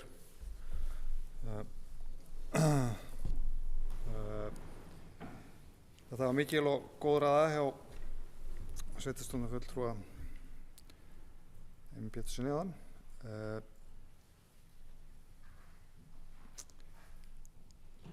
ég hnaut það sko að við eigum ekki náttúruna og þetta kemur oft þetta viðhorf að við séum eiginlega bara fyrir sko og það bara eiginlega þurfi bara að þurrka út mannkinn og bara koma okkur af jörðinu vegna við erum svona skítalabbar sko. En ég veit ekki vissum að sveitarstjórnarfulltrúinn hafi meint það, en mér kom bara til hugar í því sambandi sko aðeins að sko ég var bara að leita í biblíunum til þess að fá svar við þessu. Þannig að víða í henni er fjallað þetta og kannski í stystu máli í Sálmi 24, fyrsta versi með leyfi forseta. Drottinn heyrir jörðin og allt sem á hann heimurinn og þeim sem í honum búa. Þú líka, sveitarstjórnarfulltrúi Pétur. Þannig að, og annar staðar er síðan farið með það að okkur ber hins vegar að fara mjög vel með okkur og við erum í umboði Guðs að fara með þessar eigur Guðs og okkur ber að fara vel með þar og syndir eins og græðgi og annað á ekki að koma þar við. Þannig að þetta er vandmeðfarið og það er sama með dýrin á jörðinni, við megum borða þau og svo framvegis, það er ekkert glæpsamlegt við það en fariði vel með þau og getið þeirra. Sko þessi umræða, við erum búin að koma upp áður og ég hef alltaf haft mikið áhuga á orkumálum og það er talað orkuskort hér og ekki orkuskort og svo framvegis og þetta er svo margþætt og slungi mál og sumar er vel við og annað er manni ekki vel við. Almennt séð er ég fylgjandi þessari virkjun og það eru nokkrar ástæður fyrir því. Fyrsta lagi er það bara hvernig hún er af náttúrunnar hendi, það er að segja að þarna er mikið fall og lítið vatn raun og veru, þannig að það þarf litla miðlun og það eru yfirleitt þessi miðlunarlón sem eru mesta umhverfisváin. Virkjunin sjálf er inn í fjalli, hún sést ekki einu sinni. Þannig að hver er voðinn? Og svo er líka þetta með þegar við erum að tala blessaða náttúruna í þessu sambandi sko, til hvers eru menn að horfa? Eru menn að horfa til gróðurfars, dýralífs eða bara hreinlega ásýndar? Og þarna kemur bara inn á það sem heitir smekkur. Mér finnst virkjanir sem staða bara fallegar umhverfinu. Mér finnst fallegt að gera upp með soginu og sjá virkjanina. Ég vildi freka sig og sogið með virkjaninu á þess. Og svo framvegs, öðrum finnst þetta algjörlega hræðilegt, þannig að þarna er ýmislegt mat sem kemur á. En hitt er að mála orkuskortur held ég að sé alveg klárlega hvort sem hann afnefndi því eða ekki, að hann er yfirvofandi. Hitt er að mála við höfum kannski farið ekki nógu gæfulega með orkukostinu sem við eigum og þar kem ég aftur að þessari græki að við erum að hleypa allskyns starfsemi inn í landi sem tekur þessa raforku og það skrúar upp verðið eins og við höfum séð til almennings. Þannig að mann geta varla á köldum svæðum haldið húsunum sínum lengur heitum, þannig að þetta er dálítið umfangsmikið mál allt saman. En sem sagt, og þar kem ég að því líka að notkun úr þessari virkjun, menn hafa viljað eyrnamerkja þetta einhverri, hvað heitir þetta, rafeldsneytis framleiðslu niður í Fjarðabyggð. Það held síðan sem verður aldrei. Hversu áfjóða sem Fjarðabyggðarmenn eru það eða ekki og ég mætti nú á fund hjá þessu ágæta fyrirtæki sem er að stofna til þessa og ég bara segja alveg svo sko, sem bara kannski fagmaður í þessu fæi, því líka skýjaborgir. Þetta gerst aldrei. Það verður aldrei gert og ég kom eftir fundin þar að tala við framsögumann og benti þeim á svona ýmsa afmarka og þeir eru bara reiðir. Þeir vildi ekki heyra þetta. Þeir vildi ekki heyra annmarkana. Þannig að ég er á móti því í sjálfu sér. Ég er á móti því sem á að fylgja ef það á virkilega að vera raunvirkjum, ef það er virkilega það sem á að keyra fram þessa virkjun, þá renna á mig tvær grímur vegna þess að það keyrir líka í gang eins og Pétur Heimisson nefndi, sveitarstjórnarfulltrúi hérna áðan, vindmylluvæðingu á svæðinu. Þannig að þetta er orðið svolítið begge plans og maður er farin að klóra sér svolítið í höfðinu þessu, en almennt séð þá kem ég aftur að þessu guðlega að ef við ætlum að fara vel með þessu orku þá eru fylgjandi þessari virkjun. Ef við ætlum að fara illa með hana einhverju græðgi og framhleypni, nei, þá skulum við bara sleppa þessari virkjun. Þannig að þarna kemur svolítið að þessum kapítula að bara ílskunni og því góða sem mannin mer og ég fekk ágæta skýring daginn það, ég var spurður að því hvað ég held að væri langt á milli helvítis og himnaríki. Ég var nú svolítið hváði við og spurði hvað meinar, og hann fekk síðan svara eftir smástundu, jú, það eru sirka 40 cm. Jú, himnaríki, helvíti, 40 cm. Þannig að menn þurfa aðeins að taka á svona málum eins og öllu öðru með hjartanu, og ég er algjörlega fylgjandi því að við eigum að fara vel með náttúruna og líka fara vel með það sem kemur frá henni, og auðvitað okkar byggir á náttúrunni, og náttúran kemur frá Guði, og blessunin fyrir Íslendinga kemur frá Guði. Við höfum nýtt náttúruna vel hingað til, og þess vegna er þessu umræða sem er núna, hún er góða, og áminnir okkur bara þessa hluti að við skulum fara vel í þetta. Síðan að bara síðast sem ég ætla að nefna að Arctic Hydro er svolítið ágætis fyrirtæki, og ég hef ekkert á móti því, og það hefur komið fram í þeirra málflutningi að tekjur sveitafélagsins, eða vatnsréttindin sem koma þá til, það reyndar ekki sveitafélag, það á ekki landana nema einhver litlu leyti, þær eru mun meiri heldur en til þess það sem Landsvirkjun borga fyrir vatnsréttindin, og er bundið hagnaði félagsins og svo framvegis. Hitt er að mál að ég hef verið talandi fyrir því að veitur væri í rauninni veitur á fleiri sviðin en hitaveitu og allt þetta sem það er með. Það er að segja að það tæki á þessu skör og tæki yfir þessi rannsóknarleyfi sem eru hér í sveitafélaginu á mögulegum vatnsaflsstöðum, og vonandi hreinsar það bara upp þegar að þessi leyfi losna aftur. Það er algjörlega ótækt, finnst mér, að það sé alltaf einhverju utanaðkomandi að koma og í rauninni fara í þá resursa sem við höfum. Við eigum að geta gert það sjálf, og við eigum að hafa burði til þess að hafa okkar ágæta fyrirtæki burðu til þess að taka á svona málum. Enda stendur í samþykktum að raforka sé eitt af því sem að það eigi að hafa afskipti af. En takk fyrir, ég held ég vera langorðið. Sveitarstjórnarfulltrúi Þröstur Jónsson er lokið málsins. Sveitarstjórnarfulltrúi Þór Stefánsson ætlar að taka til máls, gjörðu svo vel.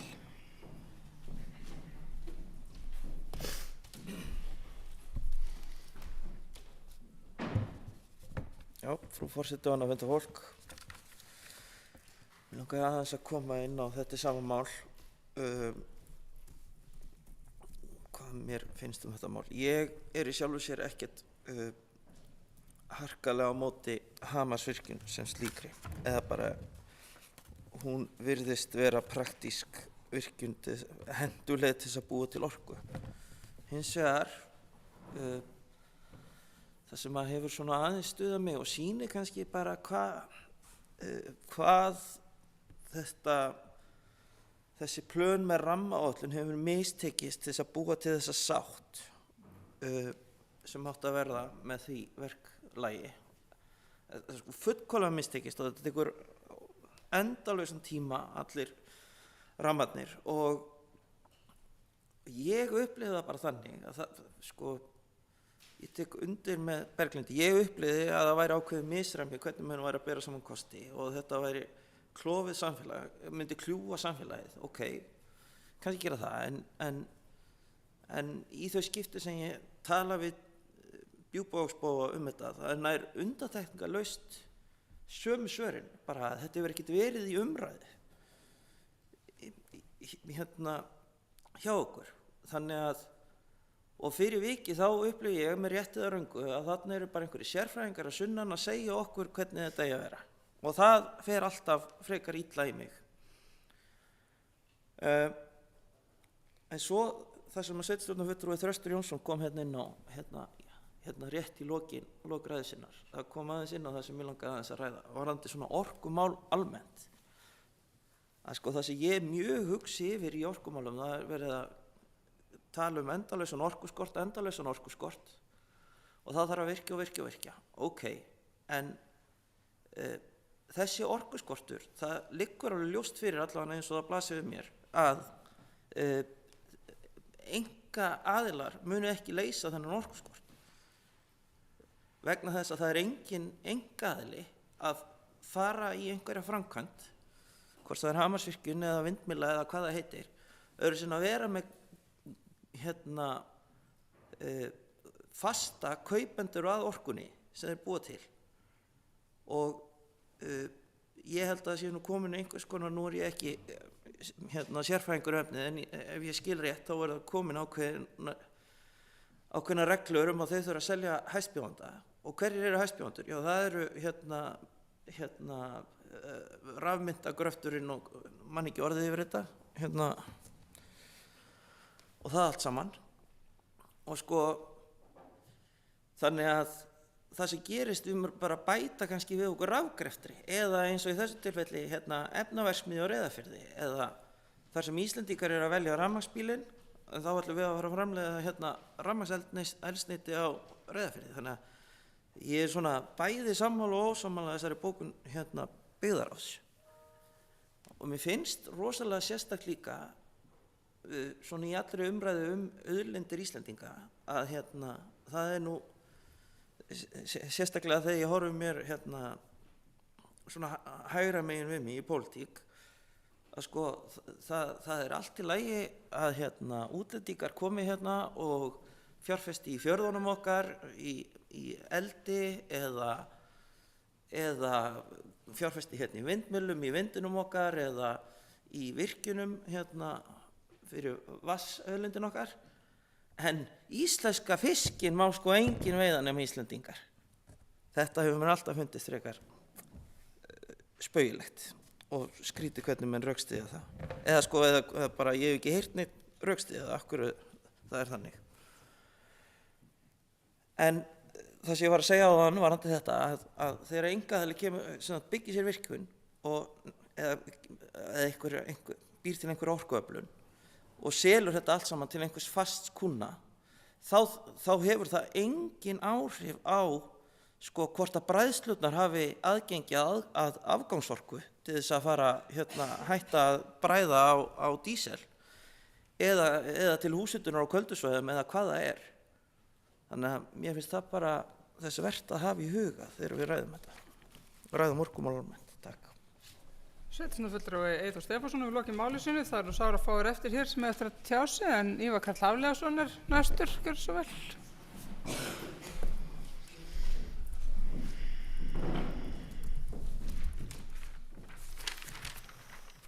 Frú forseti, fundarmenn. Ég bara fagnaði þess að koma til umræðu núna því að svo nú að byrja almennu umsagnarfrestur, þannig að við gerum þetta bara aftur á næsta fundi líka. Þannig að við þurfum ekki að sýna spilin strax sko. En ég er svona bara að hugsa mörgu sko, það er kannski það er ýmislegt að við má segja svona í framtíð sem Eyþór Stefánsson, sveitarfulltrúi Eyþór Stefánsson og sveitarfulltrúi Þröstur Jónsson fóru aðeins yfir hvað verður rafmagn sem við framleiðum. Við stöndum með dálítið tímamótum með það hvernig menn ætla að svona á markaði að stýra því í hvað þetta fer, og það eru dálítið verkefni sem býður okkur. Af því að það er ljóst að við höfum, og það er svona dálítið áhugavert að heyra eiginlega báða fulltrúa VG dálítið tala það niður sem að segja orkuskipti að fasa út í jarðefnaeldsneyti, eins og það sé bara eitthvað humbúkarinn að framleiða rafeldsneyti á skip, hvort sem það er fiskiskip eða fyrir flutninga eða ferjur eða skemmtiferðaskip. Að hvort það sé þannig við ætlum bara að keyra þá jarðefnaeldsneyti hér áfram. Það er bara dálítið mörg ár síðan að menn flugu hér allan heim og lofuðu öllu fögru að við menn ætlaðu að fasa þetta út á næsta árum. Nú er bara einfaldlega komið að því menn þurfa einhvern efna þessi lofvörð, og þá þetta kemur að hinni hliðinni, ef menn ætla að efna þessi lofvörð þá þarf einhvern að framleiða þetta. Við getum ekki ætlast til þess að við flytjum hér inn jarðefnaeldsneyti. Ég held að það væri bara umhverfislega mjög óákvæmt að við þjóð sem erum nokkuð heppin með okkar náttúrulegu auðlindir til að framleiða rafmagn, við tækjum ekki þátt í því að framleiða hér rafeldsneyti, og þannig gera það kleift að skip gætu siglt hingað á eldsneyti sem myndi valda mun minni mengun. En það er svona nokkuð í þessu. Ég er bara búin að hugsa dálítið yfir rammaáætlun þessu ferli, því að ég held að hugmyndin að rammaáætlun hafi mörgum verið mjög góð, að náast konar sátt það í hvað röðum ætti að virkja. Og hugmyndin góð, en niðurstaðan það hefur verið mjög erfitt að koma svo áfram. Og mín upplifun er náttúrulega bara orðið sú að þetta er orðið bara eins konar miðstöð fyrir pólitísk hrossakaup, hver niðurstaðan verður. Og maður sést bara mjög greinilega á í rauninni missamræðan á milli faghópa og milli í rauninni þegar með fjallum málin, af því að Hamarsvirkjun hefur verið áður í ramma sem var áður umfjöllun og það bara ákveðin viðsnung sem var þarna í ákveðin nefndum.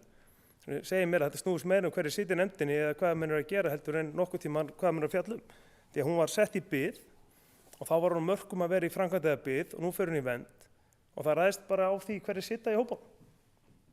Og hver niðurstaðan verður, það kannski annað. Þetta má segja að þetta var eftir að fara í svona stærra og víðara umsagnarferli núna og verður síðan væntanlega kemur síðan aftur til okkar og auðvitað eftir að fjalla rammaáætlunina. En mér finnst það svona dálítið tilgangur rammaáætlun var að reyna að ná ákveðinni sátt og vinna þetta ákveðin faglegheitum og mér bara því miður finnst það núna eftir að skoða niðurstöðu síðustu rammaáætlun að þetta sé bara dálítið fjær undan því að þetta sé eitthvað ferli sem þess virði að halda áfram. En svo kannski annað þegar ég kannski leiðilegt að varasetningarfulltrúi Eði Gísli Guðmundsson sé ekki hérna því hann sá hér sem hefur komið þarna lang oftast. En ég hef þó heppinn, ég hef nú komið þarna í einhver tugi skipta á mínum ferðum hálendið og bæði þá upp á Ramarsdalnum og líka upp á Fossdalnum. Og ég hef bara að segja það að þarna eru ákveðin innviðir og eftir að ferðast Kárahnjúkasvæðið með Íslendingum erlendum aðilum margoft. Það að menn keyri hér inn Fljótsdalsheiðina á Malbikuvegi yfir á Hraun, fari yfir á ágætlega uppbyggða malarvegi og geti notið þessa náttúru bæði úr bílnum og farið það úr bílnum í Gaukurhverfi og skoða það magnaða landslag sem þarna eru þetta ákveðin viðbrigði. Og ég held að menn hljóta það kannski allir sem mun eftir því en hvernig var að ferðast inn Fljótsdalsheiðina áður en þessi vegur kom. Umgangur landið þarna er mun betri. Utanvakstur heiðin nást algjörlega svögun til og það er búið að opna inn bæði á alls konar svæði. Og það er kannski það sem ég finnst að vanta í svona rammaáætlun, það er að meta ekki bara neikvæð áhrifin sem er kannski svona augljóst að meta. Það er líka að meta jákvæð áhrifin. Og ég held að við getum sagt það að Kárahnjúkar höfðu margt neikvætt, þeir höfðu líka rosalega margt jákvætt. Við værum ekki með ákveðna lykilstöður eða lykil svona segla á Austurlandi nema fyrir þessi framkvæmd. Við getum bara tekið Stuðlagil, við getum tekið Laugardal, við getum tekið þennan hring sem okkur langar að búa til. Það eru alls konar tækifæri sem felast í þessu. Og mínum förum með þessi fólk inn á Hraunum eftir þessum vegum að skoða náttúruna, skoða þessa auðn sem þarna er og svona vinarinn á milli. Það var enginn að spá í því af hverju þessi vegur var þetta. Menn spáðu í því að þarna væru litlar virkjanir, litlar stíflur, göng, veituskurðir. Men þetta er þarna ef þú horfir. En menn voru bara uppteknir af því að horfa á jökulinn og horfa á fjöllin þarna í kring. Og það er svona svipað kannski með Hamarsvirkjun. Þarna eru vissulega margir sem stunda það að rúnda með fólk, sýna þeim fossa og annað. En fólk getur einhvern alveg notið þess að horfa á foss þó að sitja á vegi. Og mér fannst svona nánast þannig að það ef við myndum byggja upp innviði þá myndi það hafa rýr áhrif og upplifun fólks á náttúrunni kring. Það var svona alltaf því því ef við myndum gera aðgengi og gott þá var þetta orðið ekki lengur óstórt viðurinn og upplifun fólks yrði bara eitthvað verri. Og sama tíma eru við út allt en að bæta hér og byggja upp mannvirki, innviði til þess að fólk geti notið náttúrunnar. Bara nú er síðast frá ofan Seyðisfjörð. Ætlum við að byggja gríðarlegan útsýnistað. Men þetta er ekki huga að segja að hann rýri eitthvað náttúrunni kringum sig. En ég bara hlakka til að þetta sé nú ekki fyrsta eða síðasta skipti sem við tökum þetta fyrir. Takk. Sveitarstjórnarfulltrúi Ívar Karl Hafliðason lokið málsins, eru fleiri sem vilja taka til máls. Við erum með fundarliðum fundargerða byggðaráðs, þetta er liður 15 til 22 og það hefur enginn kveðið sér hljóðs. Hildur Þórusdóttir, gjörðu svo vel.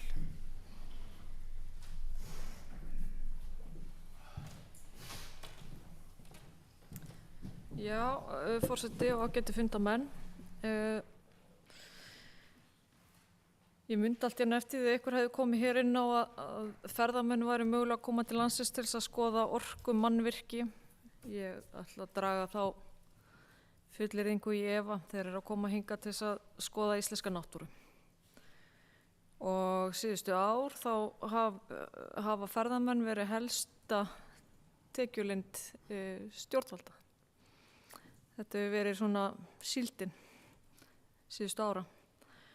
Ríkisstjórnin hefur boðað breytingar að tryggja í nærumhverfi orkuvinnslu efnahagslegan ávinning. Það hefur ekkert komið fram að þessu, en búið að gefa út loforð það að á fyrstu dögum haustþingsins þá er frumvarp til laga nýja skattalega umgjörð orkuvinnslu að koma fram. Og ég held að við ættum bara að leggja augu og eyru við þar, því að þessi grænu orkuskipti muni ekki eiga sér stað fyrir að sveitarfélög á landsbyggðinni þar sem orkan verði til fá að njóta sannmælis í þessum efnum. Og ég legg til að við séum ekki að heimila neinar virkjanir fyrir það búið að leiðrétta þetta óréttlæti sem var sett inn í lögin á sín tíma með þessari undanþágu. Takk fyrir. Sveitarstjórnarfulltrúi Hildur Þórsdóttir loki máli sínu, sveitarstjórnarfulltrúi Ívar Karl Hafliðason, gjörðu svo vel.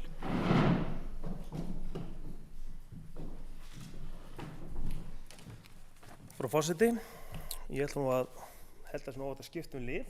Það er að minna það, þetta var kannski fleiri fundargerðir og mjög margar fundargerðir byggðar á fundir. En mér langar að ræða aðeins lið undir lið 19, fundargerðir byggðar á Múlaþings, fundur 124 og það er þá liður 6, sem snerist almennu samgöngur í Múlaþingi. Það ákvörðum Vegagerðin að segja upp þjónustusamningi með almenningssamgöngur á milli Egilsstaðaflugvallar og Egilsstaða og Borgarfjarðar. Á þeirri forsenda nú sé þetta orðið sameiginlegt sveitarfélag og þar alveg sé þetta innan sveitarfélagsmál þessi almenningssamgöngur. Þeir ekki lengur með samgöngur af því að nema þetta sé á milli sveitarfélag. Og mér finnst það svona að því við vorum að tala hér sameiningar og svona ákveðna vanefndir, vanandi samgöngubætur og annað. Það er nú kannski eitt að svona ef maður ráðleggja sveitarfélag sem hugsa að sameina, þá ætti maður náttúrulega að hlusta mjög lítið og lofa þetta breyta einhverju því. En það er alveg verra þegar þannig sveitarfélögin sýnilega refsa fyrir að stækka. Að því að menn sameinast og við, eins og hér í Múlaþingi, fjölkjarna samfélag, að það er þá að færa samgöngur á milli kjarna úr því að vera almenningssamgöngur yfir í að tala samgöngur sem bara innan sveitarfélags vandamál. Á sama tíma og menn að leysa almenningssamgöngur Reykjavík. Og ég held að ríkið ætla að koma með peninga inn í það sem í þannig stærra gráð að við getum nú gert bæði göng og fjallvegi bara til margra ára held ég. En ég minnst bara svona, það er ágætt, þetta sé bara verkefni sem við þurfum að eiga áfram, því að það skiptir máli að ef við ætlum að svona draga úr áhrifum, einkabíls og annað, að koma í það að almenningssamgöngur verði alvöru valkostur. Og hann verður þá náttúrulega aldrei nema að það sé þá allavega til staðar einhverju samgöngur. Og svo veit maður ekki með sama tíma ef maður tengir þetta yfir í flugvöllin, bílastæðagjöld og annað, að ef það engar samgöngur, almenningssamgöngur, þá er það ljóst að menn eiginlega bara nauðuð þá kostur að fara á sín megin bíl.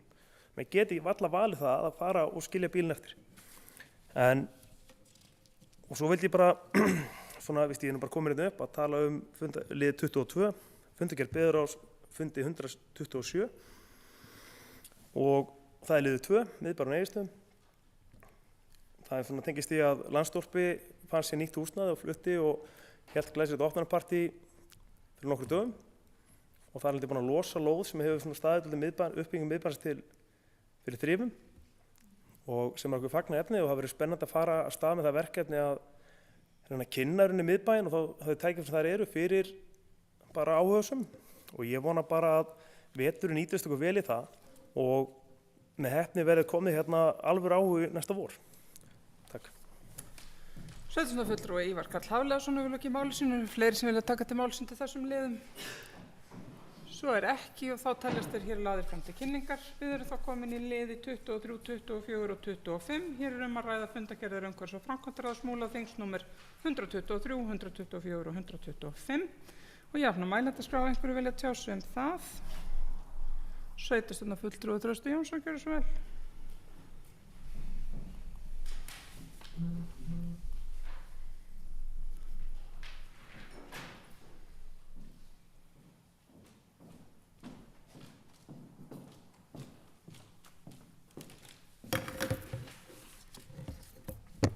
Forseti, annað gott fundarfólk. Þetta varðar lið 24, fundur umhverfis- og framkvæmdaráðs, númer 124, þar undir liður 6 með hausnum nýtt tjaldsvæði á Egilsstöðum. Og svona til þess að gera langa sögu stutta kannski að þá lagði fulltrúi M-listans fram tillögu á þessum fundi að setja inn í aðalskipulag eða allan að láta athuga þess varðandi aðalskipulagsvinnuna sem við erum að vinna í núna að flytja tjaldsvæði á Egilsstöðum upp í Hamra og rökstuddi það ágætlega með gögnum af hverju það ætti að gerast. Þetta svæði fallegt og þess mjög svona ákjósanlegt til þess að fá ferðafólk til þess að staldra lengur við á Egilsstöðum samanborið við það að vera þarna á þessu tjaldstæði sem núna til staðar sem svona frekar, mér finnst það allavega frekar kuldalegt. Ég ætla ekki að fara djúpt út í þetta og örugglega ef þetta verið rætt þarna heilmikið en það kannski svarið að afgreiðslan á þessu sem kom mér svolítið á óvart og spánst fyrir sjónir vegna þess að hún svona, ef ég má bara lesa endan á fundagerðinni, eftirfarandi tillaga var lögð fram. Umhverfis- og framkvæmdaráð getur ekki fallist á fyrirliggjandi tillögu staðsetningu á nýju tjaldsvæði og á þeirri forsendu að unnið út frá því að svæði verði skilgreint fyrir íbúðabyggð í nýju aðalskipulagi Múlaþings sem í vinnslu. Það samþykkt með 5 atkvæðum, einn situr hjá og gerir grein fyrir atkvæði sínu. Mér þykir mjög merkilegt að eða bara búið að loka þessu sem þegar að aðalskipulagið opið, það verið að athuga hvernig þetta á að líta allt saman út, þá bara einhvern veginn búið að loka því að þetta á bara að vera íbúðabyggð, sennilega vegna þess að það þannig í núverandi aðalskipulagi Fljótsdalshéraðs og punktur basta og bara ekkert athuga þetta meir.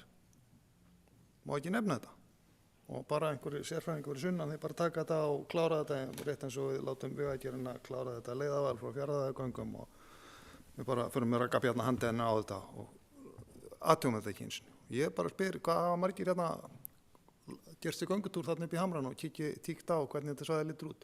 Þetta eitt fallegasta tjaldsvæði á landinu og ef við viljum fá ferðamenn til að stoppa á Egilsstöðum og í Múlaþingi þá nú allavega til betri kostur en að stuðla þessu fyrir utan það sem að tjaldsvæði þannig að ég held að sé tiltölulega ábótasamt að reka tjaldstæði á Egilsstöðum og ég alveg viss það að einkaaðilar væru mjög tilbúnir að koma að þessu máli.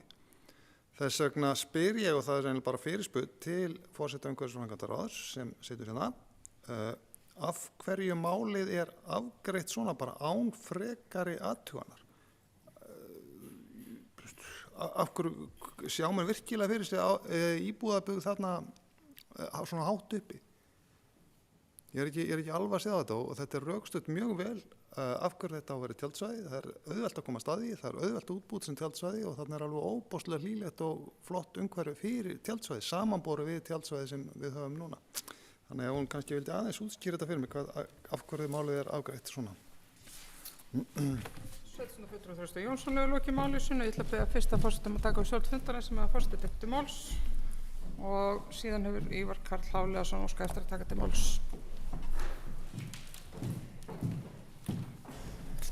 Jónína Brynjarsdóttir hefur beðið orðið, gjörðu svo vel. Takk fyrir forseti og annað gott fundafólk. Nú, af hverju afgreiðslan var með þessu móti? Í fyrsta lagi þá vil ég nú bara segja miðflokknum það til hróss að það að koma með þetta erindi sannarlega alveg tímabært þó svo að við sem ekkert endilega að horfa á þetta nákvæmlega svæði. Það eru vissa vangaveltur með þetta svæði og við vorum nýbúin að afgreiða það inn í umhverfis- og framkvæmdaráði að það kæmi til skoðunar inn í aðalskipulagi. Við vorum búin að fara yfir alla þéttbýliskjarnana, þetta svæði var rætt þar og þar lögðum við til að þarna yrði íbúðasvæði. Þetta eru upplýsingar sem að fara síðan áfram í vinnuna og fara síðan inn til heimastjórnin og heimastjórnin vinna með það áfram. Í dag gert ráð fyrir tjaldsvæði undir Hömrunum og í átt af Fljótinu. Ég veit svo sem ekki hvernig það kemur til að aðalskipulagi sé búið að ákveðast þetta tjaldstæði einhvers staðar sem á landi sem að einhver á og vill greinilega ekki reka tjaldstæði því ekki viðkomandi búin að setja upp tjaldstæðar og ekki búið að bjóða landið út til að setja upp tjaldstæði þar. Þannig að það hvar staðsning tjaldsvæðis á Egilsstöðum á að vera til framtíðar eitthvað sem við þurfum að eigum að ræða inn í aðalskipulagi þótt svo að akkúrat núna séum við ekki að horfa á þessa staðsendingu. Það komi líka fram til sjónarmið að ef þetta sé upp á hömrunum þá sé það bara mögulega allt og hvasst til þess að vera að hýsa tjaldstæði þar. En umræðan tjaldsvæði á Egilsstöðum er óbúslega góð í fyrsta lagi. Það má bara veltaði fyrir sér. Þurfum við að hafa tjaldsvæði? Mörg sveitarfélög eru búin að vera að koma rekstri tjaldsvæði yfir á aðra. Fjarðabyggð til dæmis kom rekstri tjaldsvæði sinna yfir á einkaaðila. Þannig að það má spyrja sig að því hvert stefna sveitarfélagsins eigi að vera. Viljum við hafa og eiga reka tjaldsvæði eða viljum við bjóða þau út, viljum við þá ennþá hýsa þau. Á þetta vera bara eitthvað sem ætti að vera á höndum einkaaðila. Við erum með fínasta tjaldsvæði skipalag, þar er verið og bara stórt og flink tjaldstæði sem einkaaðilar hafa byggt upp. Núverandi tjaldsvæði er á frábærum byggingarreit.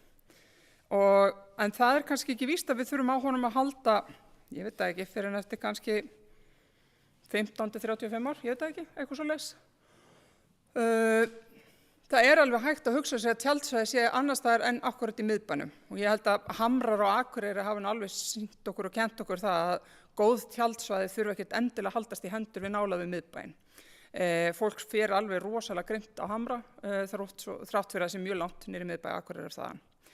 En sko umræðan er góð og þótt að tillagan hafi verið afgreidd með þessu móti að þá er það engu að síður var umræðu efninu tekið fagnandi og við munum halda áfram með þetta inn í aðalskipulagsvinnunni og bendi ég hér með á það að aðalskipulagsvinnan er að komast á þann stað að við getum sendt á til dæmis heimastjórnir og óska eftir upplýsingu hvernig þið sjá þéttbýlismyndunin að vera til framtíðar, hvert er þéttbýlin að stækka, hvar er atvinnusvæði að vera og hvar er að fara þjónustusvæði að vera og til dæmis tjaldsvæði að vera. Þannig að það er ekki bara umhverfis- og framkvæmdaraðar sem tekur þessar ákvarðanir, heldur er það bæði heimastjórnir og síðan reiknum við með að verði íbúafundir og svo náttúrulega er þetta í skipulagsferli þannig að allir geta komið með ábendingar þegar að lengra líður inn í skipulagsferlið og skipulagið verður kynnt til auglýsingar. Þannig að það er það sem að ég hef málið að segja. Takk. Jónína Brynjólfsdóttir hefur lokið máli sinni og Ívar Karl Hafliðason hefur beðið orðið. Gjörðu svo vel.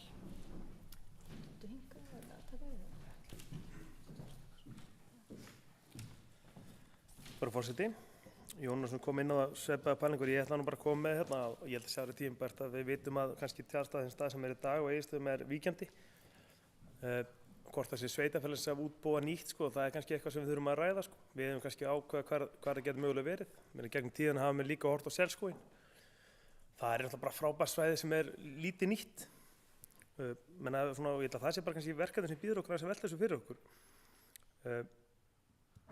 Og þá er svona spurning líka eins og hver á aðkoma sveitarfélags að vera því að við eigum auðvitað eitthvað að landi en ekki ótakmarkað að fyrir sveitar hvort það sé góð vel með farið með land svona ef það er mögulega í byggingu að vera með það sem tjaldsvæði. Við veitum að segja að sem megi nýta til styttri tíma eins og með núverandi tjaldstæði er það þannig að það var ekki mikil hugmyndur nýtingur þarna á þeim tíma það var flutt þangað og hvort það breytist eitthvað, það er kannski eftir að koma þessi ljós en ég ætla að því í kringum Egilsstaði gríðarlegt magn tjaldstæða og ekki bara á skipalæk heldur henni á mörgum bæjum þetta kring og ég velti bara fyrir mig sko ákveða tímpunkti er eðalegt að sveitarfélagið sé í ákveðinni samkeppni við einkaaðila sem er að reka bara nákvæmlega sama atvinnurekstri, reka tjaldstæði og þetta er nú ekki eina tjaldstæði sem við hugmyndir að gera sko að það er bara spurningi sko hvort þetta er bara sem er fínt að taka líka inn í aðskilið hunna staðsetningu tjaldstæða, rekstrar tjaldstæða og hvað maður vilja gera því ég held að ég er ekki að segja að tjaldsvæði fari, ég er nú kannski aðeins bjartsýnni en í Jóna og horfum kannski á 10 ár. Að þetta ræðst á dag hvað miðbærinn okkar byggist hratt upp. Að þarna eru þetta svæði sem gæti nýst mjög vel í einhverju uppbyggingu sem miðbæði tengdu eða þá er hennilega íbúðabyggð. Og þá þurfum við kannski verið búin að svara því með aðalskipulagi hvar við sjáum þetta í framtíðinni. Og það er bara fínt, eins og segi, ég fagna því bara og treysti bara að menn nýtir þessa vinnu sem aðalskipulaginu sem er nú bara svo sem rétt komin að stað í að móta einhver hugmynd til framtíðar. Takk. Ívar Karl Hafliðason hefur lokið máli sínu. Eru fleiri sem vilja kveða sér ljós? Já. Þröstur Jónsson, gjörðu svo vel.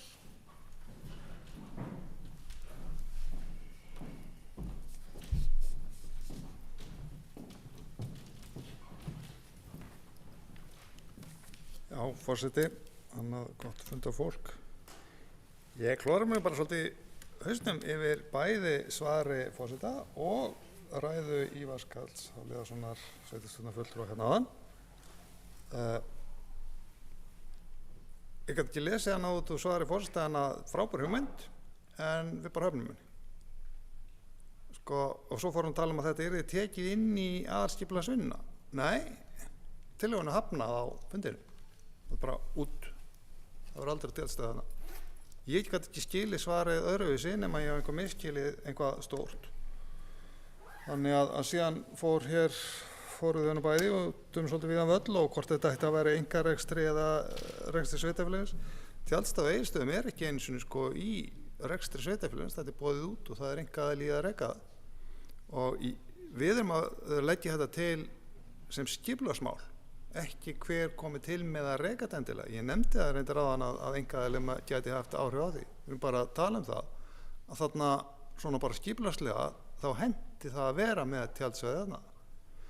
En ég fagna því sem kemur fram í málið að beggja að þau verast bæði vera opin fyrir því að bara taka það upp bara sem kannski sér mál í þessari skipulagsvinnu að ákveða með hvar tjaldsvæði og hvernig þau eiga að vera í þessari skipulagsvinnu þá með Fljótsdalshéraði.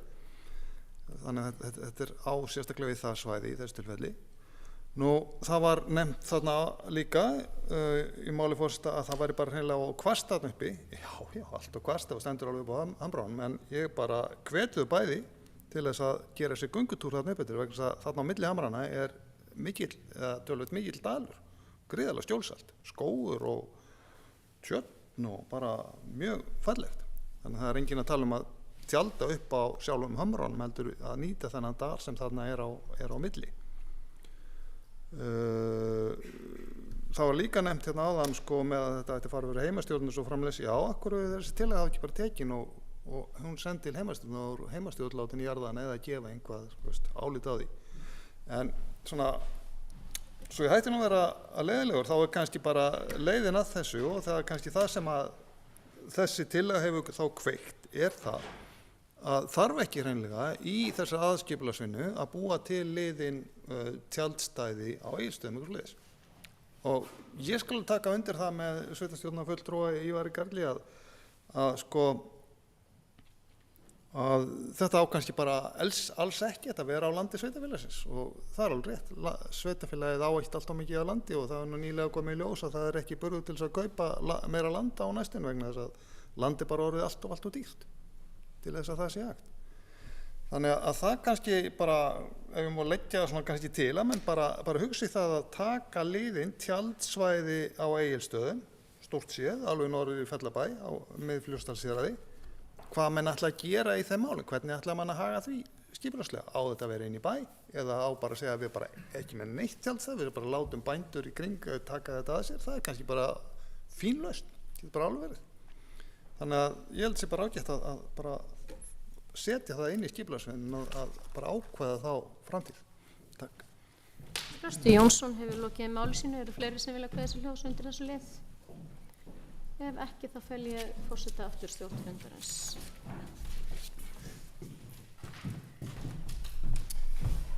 Takk fyrir. Við erum í lið 23, 24 og 25. Fundargerðar og framkvæmdarráðs var ekki fleiri sem að kveða sér hljóðs. Og þá teljast þar lagðar hér fram til kynningar. Við erum þá komin að síðustu liðunum sem er 26, 27, 28. Þetta eru síðustu liðir fundarlistar sem að sveitarstjóri er ekki á svæðinu og verður þar lenda ekki með skýrslu sveitarstjóra. En ég ætla að opna mælendaskrá undir lið 26, 27, 28. Hér er að ræða fundargerð fjölskyldur að Múlaþings nr. 109, 110 og 111. Og ég opna mælendaskrá. Einhver vil kveða sér hljóðs? Svo er ekki og þá er þess að fundargerði hér með lagðar fram til kynningar. Við erum búin að tæma dagskrá fundarins í dag. Þökkum þeim sem á hlýddu og ég slít fundi.